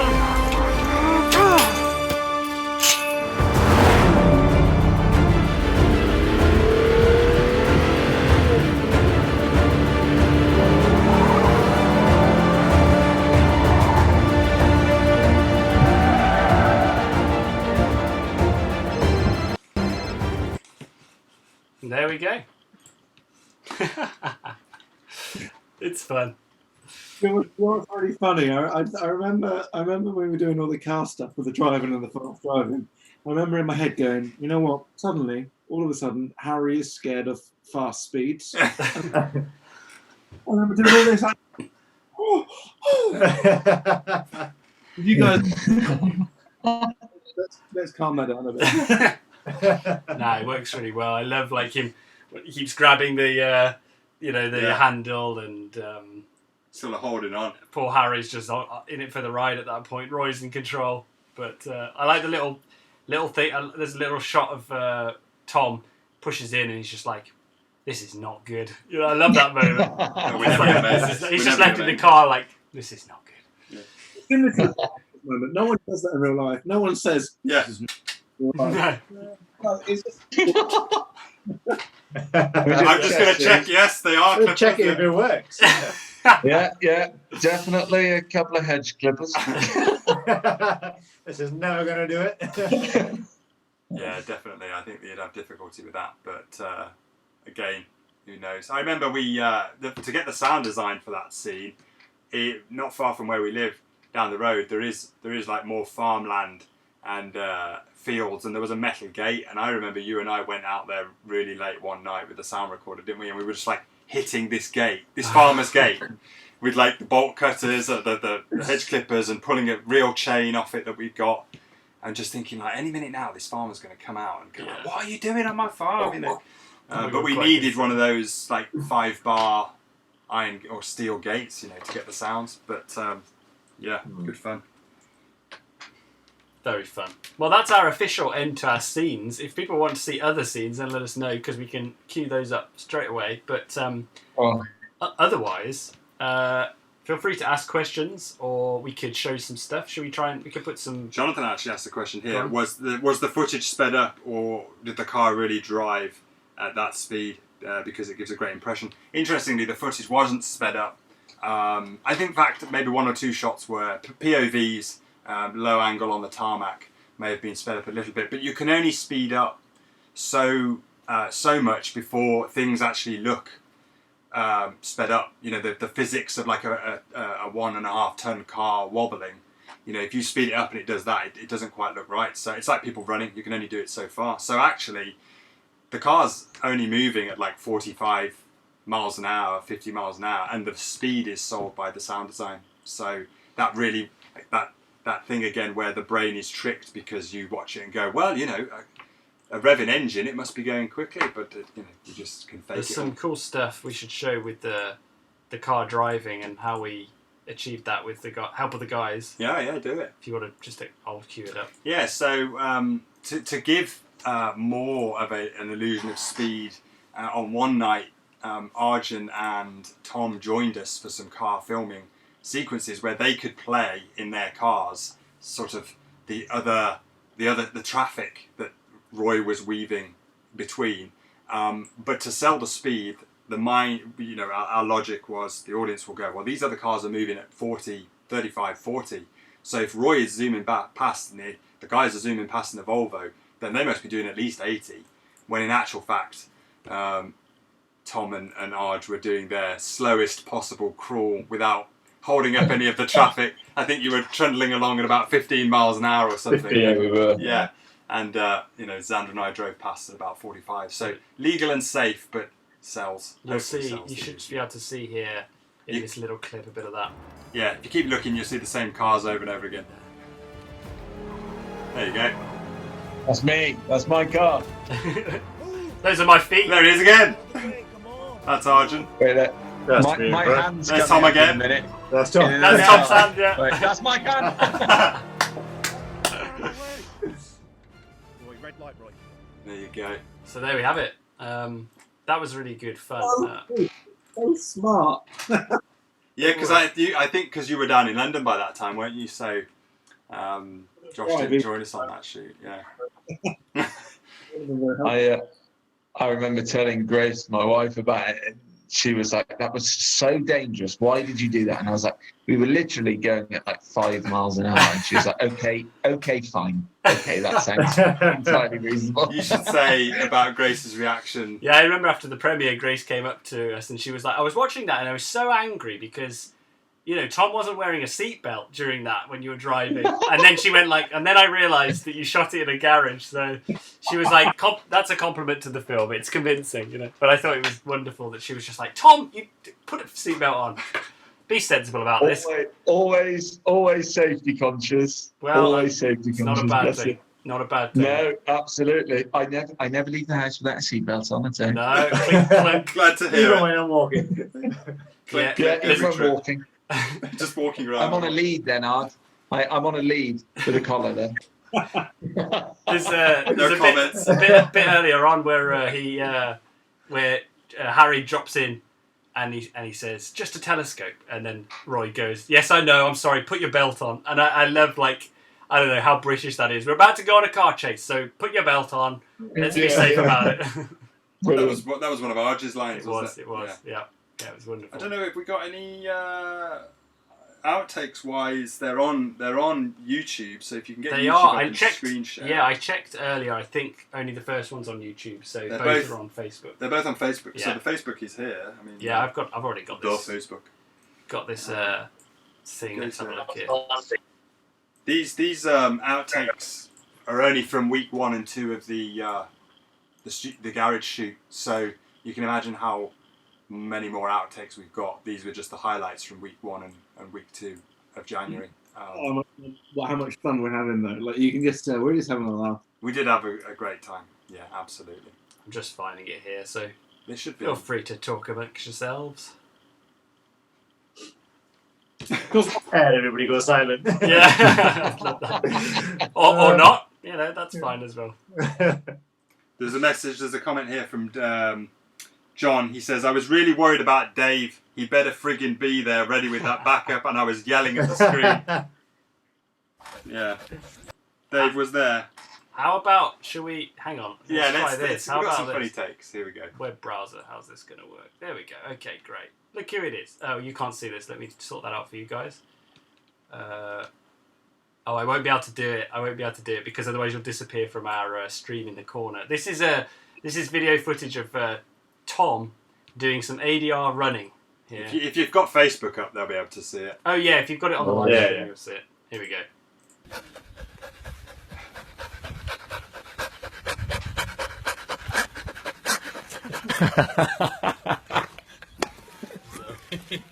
That's very good. Here's a bit of Ben. Here's Ben, yeah. And then just a bit of straight running.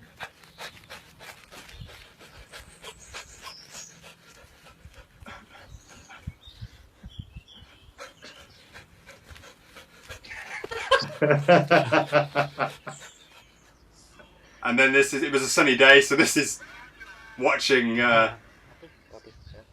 Woo! Well done. Well done. Me done. Tom. Me done. Me Oh, yeah, done. we're slightly behind. Bloody hell.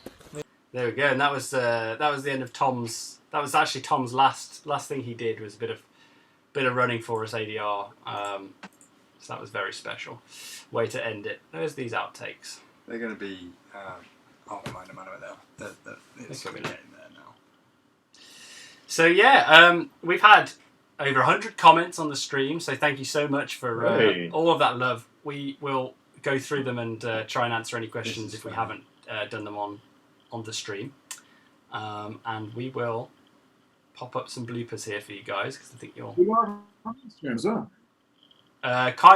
We were showing basically the computer screen and saying come over to Facebook if you want to kind of hear it because we couldn't get the audio. In fact, I think there's only week 2. Week 2 is the one because but there's also this is quite funny. I will screen share this actually because those if you go to the other one, watch one, this one. I think these are all the slates. Oh yeah, this is Tom making noises. Okay, here we go. Let me just for the microphone to be able to. Is there a delay? You guys, I bet it's taking some time for you to. No. On Facebook or yeah. No, I'm here. There we go. They'll see it now. Okay, there we go. So we'll pull that front and center. There we go. Okay, cool. So context.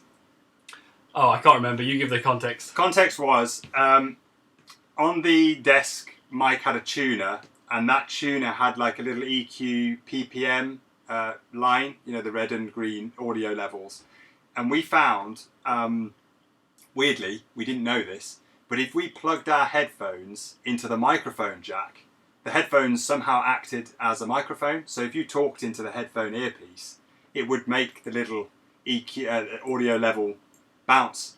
And so we were trying to get a shot of Tom's hands, as you'll see, on the tuner, pushing buttons, and have the audio signature like peaking in the background. And there was nobody available on this particular day, because I think on this day it was just Xander, myself, Tom, and our mom. There was nobody available to speak into the speaker. I was holding an iPad or something Xander was shooting. So we came up with a very nifty solution of someone talking into the headphones to make the sounds we need. And this was the result. If I can get to play. For some reason it won't play. Come on now. There you go. Oh. Hang on. Sorry, guys.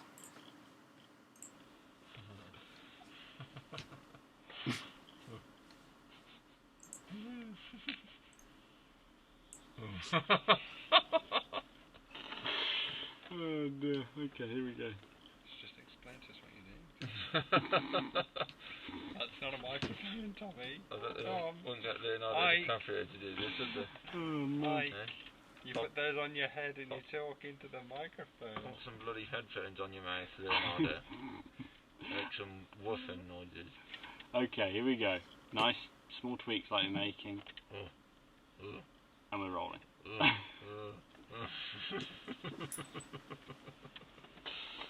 You've got to make a different sound. Okay, I can hear that. Oh, hang on. Okay, we're rolling.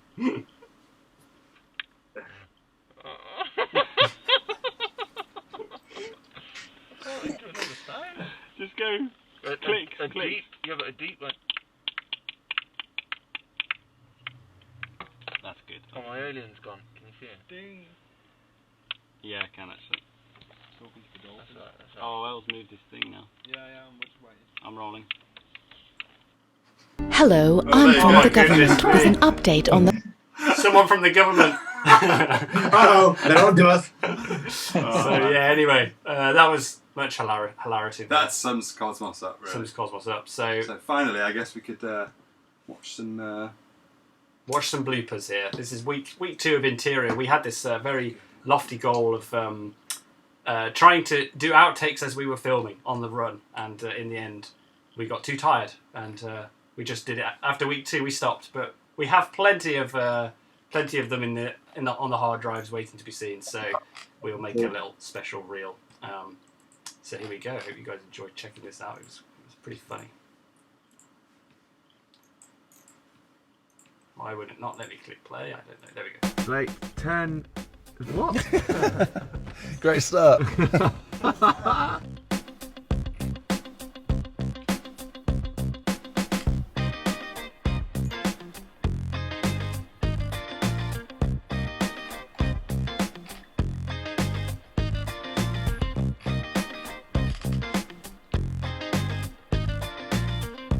"32 lizards, take 2 marker."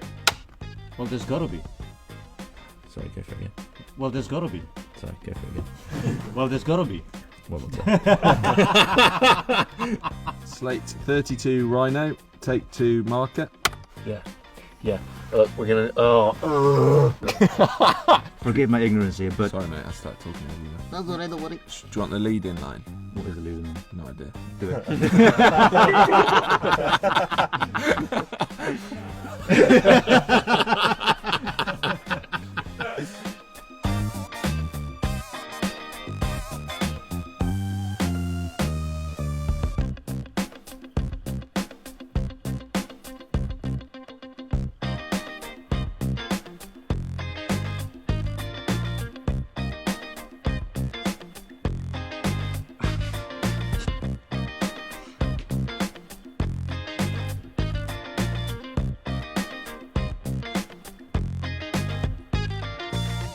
Slate 32 water hole. Water hole. Water hole.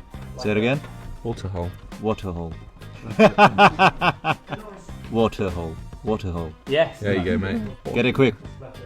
Mike, what is the water hole? And that's the water hole. What is the water hole? Yes. There you go, there you go. There you go. Lovely jubbly. Lovely jubbly jubbly. I'm not quite sure what you're doing there. I don't know. Depends what kind of mind you've got. Lovely jubbly. Lovely jubbly.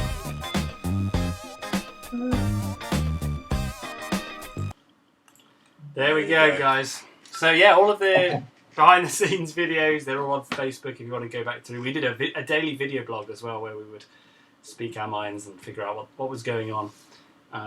They're all there on Facebook, and also there's some stuff on YouTube as well if you want to watch that. But I guess we're coming to an end here because it's been 2 hours 20. Josh has got something to say. So much fun. I know, I don't really want it to end. I know. I was living off digestives because I couldn't afford any lunch. I had holes in my boots because I was so skint to get to film, and that didn't bother me. Yeah, same. It was a great time, and I love reminiscing with you guys, just having a laugh about what we did together, and I look forward to the next time we can do it. Yes, sir. I'm just looking at all the videos listed here on Facebook, and I could see the video blogs that I've done where I'm looking into camera, and the color temperature on the webcam is so pink. I remember at the time there was a guy following, and he was like, "Xander, I used to have that problem. What you need to do is you need to have a cup of orange juice or something or other." And he was like, it will stop you from looking pink. And I was like, I think it's the webcam, but thank you for your concern. But like, I do look pink, so I could see why he would be worried about that. There's some time lapses as well. Those are quite interesting. There are some time lapses, yeah. Maybe for a different time. Yeah, probably. We could set up some special, specific stuff to play. We've got full screen. some lovely questions here, like any future plans or plans for future projects. I don't know. What are you guys? I think we might have discussed this last time. If you've got anything on the go, but I guess because of the situation, it's all sort of on hold, isn't it? Yeah. Yeah. But, there's someone said, will you guys show your sound mixing and VFX workflow on a live stream? We could do that, couldn't we? We could do the stems of like foot foley and breath and cloth, and it's a great idea. Visual effects. VFX, passes. really good idea. Yeah. Great idea, Thomas. Thank you for the suggestion. I've done the wrong thing again. But I mean, we will. The questions stay up on the live stream for forever. So we will. If we haven't answered your question, we will go and reply to them like this, literally. We will get in there and answer any questions you have. So sorry if we didn't get around to you in the time, but thank you for sending them our way. Thank you very much, and thank you for all your support and for checking out Cosmos and being part of the team. Oh, one thing I will ask you, if you haven't yet, if you could leave us a review on IMDb, that would be pretty awesome. Or a rating, just go and give us some stars. Go on, Josh. What did you say? From 2000. We're like a few. Yes. Ratings. You could be number 2000 or Yeah, we're on our way. We're hunting it down. That would be wonderful. We need to find another reason to do another one of these. I can't quite work it out yet. We've done a script read through. We've done a general chat. Oh, we'll come up with something. We'll come up with something. We could do this again. We could do all sorts. But yeah, we do because it's just too much fun. I don't know what. It's really good fun. Yeah. I mean, there's got to be something, hasn't there? There's all sorts. There's all sorts. We could talk about the premiere, couldn't we? We could talk about going to LA and what that was like. And Oh yeah, LA. That'd be good. Let's do an LA one. Yeah. We could talk about what that was like and. Yeah. We also want to get, once this is all over, we want to get you guys over here and actually do some proper interviews with you, like what we did for the feature, against like a black backdrop, film you and then piece together like a 50-minute official making of documentary. I'll tell you what we could do. We could do on here. We could basically do a commentary where we watch the movie. And we could. Let's do that. Yeah. Let's do that. Watch the movie through on the live stream, and we'll talk over it, and people can, hear our stories from the shenanigans of Someone Cosmos. suggested that actually. Yeah. We should do that. We'll do that. And we can have the film on a low level and just talk over it. Yep. Yeah, that'd be great. There's someone said in the comments as well. Yeah, that'd be really good. Yeah, let's do that. Let's do that. All right then. Well, thank you ever so much for joining us on this Saturday. It's 9:30 here, 9:20, and it's been a real treat. And we really appreciate all the support and all the love and all the comments and everything. That's it's always crazy to us. But I don't know if you guys want to say your goodbyes. Thank you very much, all, and goodbye till the next time. Yeah, great. Thank you, guys. Thanks for coming. See you again. See you soon. Thanks, guys. Take care. Bye-bye. Thank you. See you guys. Bye-bye. Bye-bye.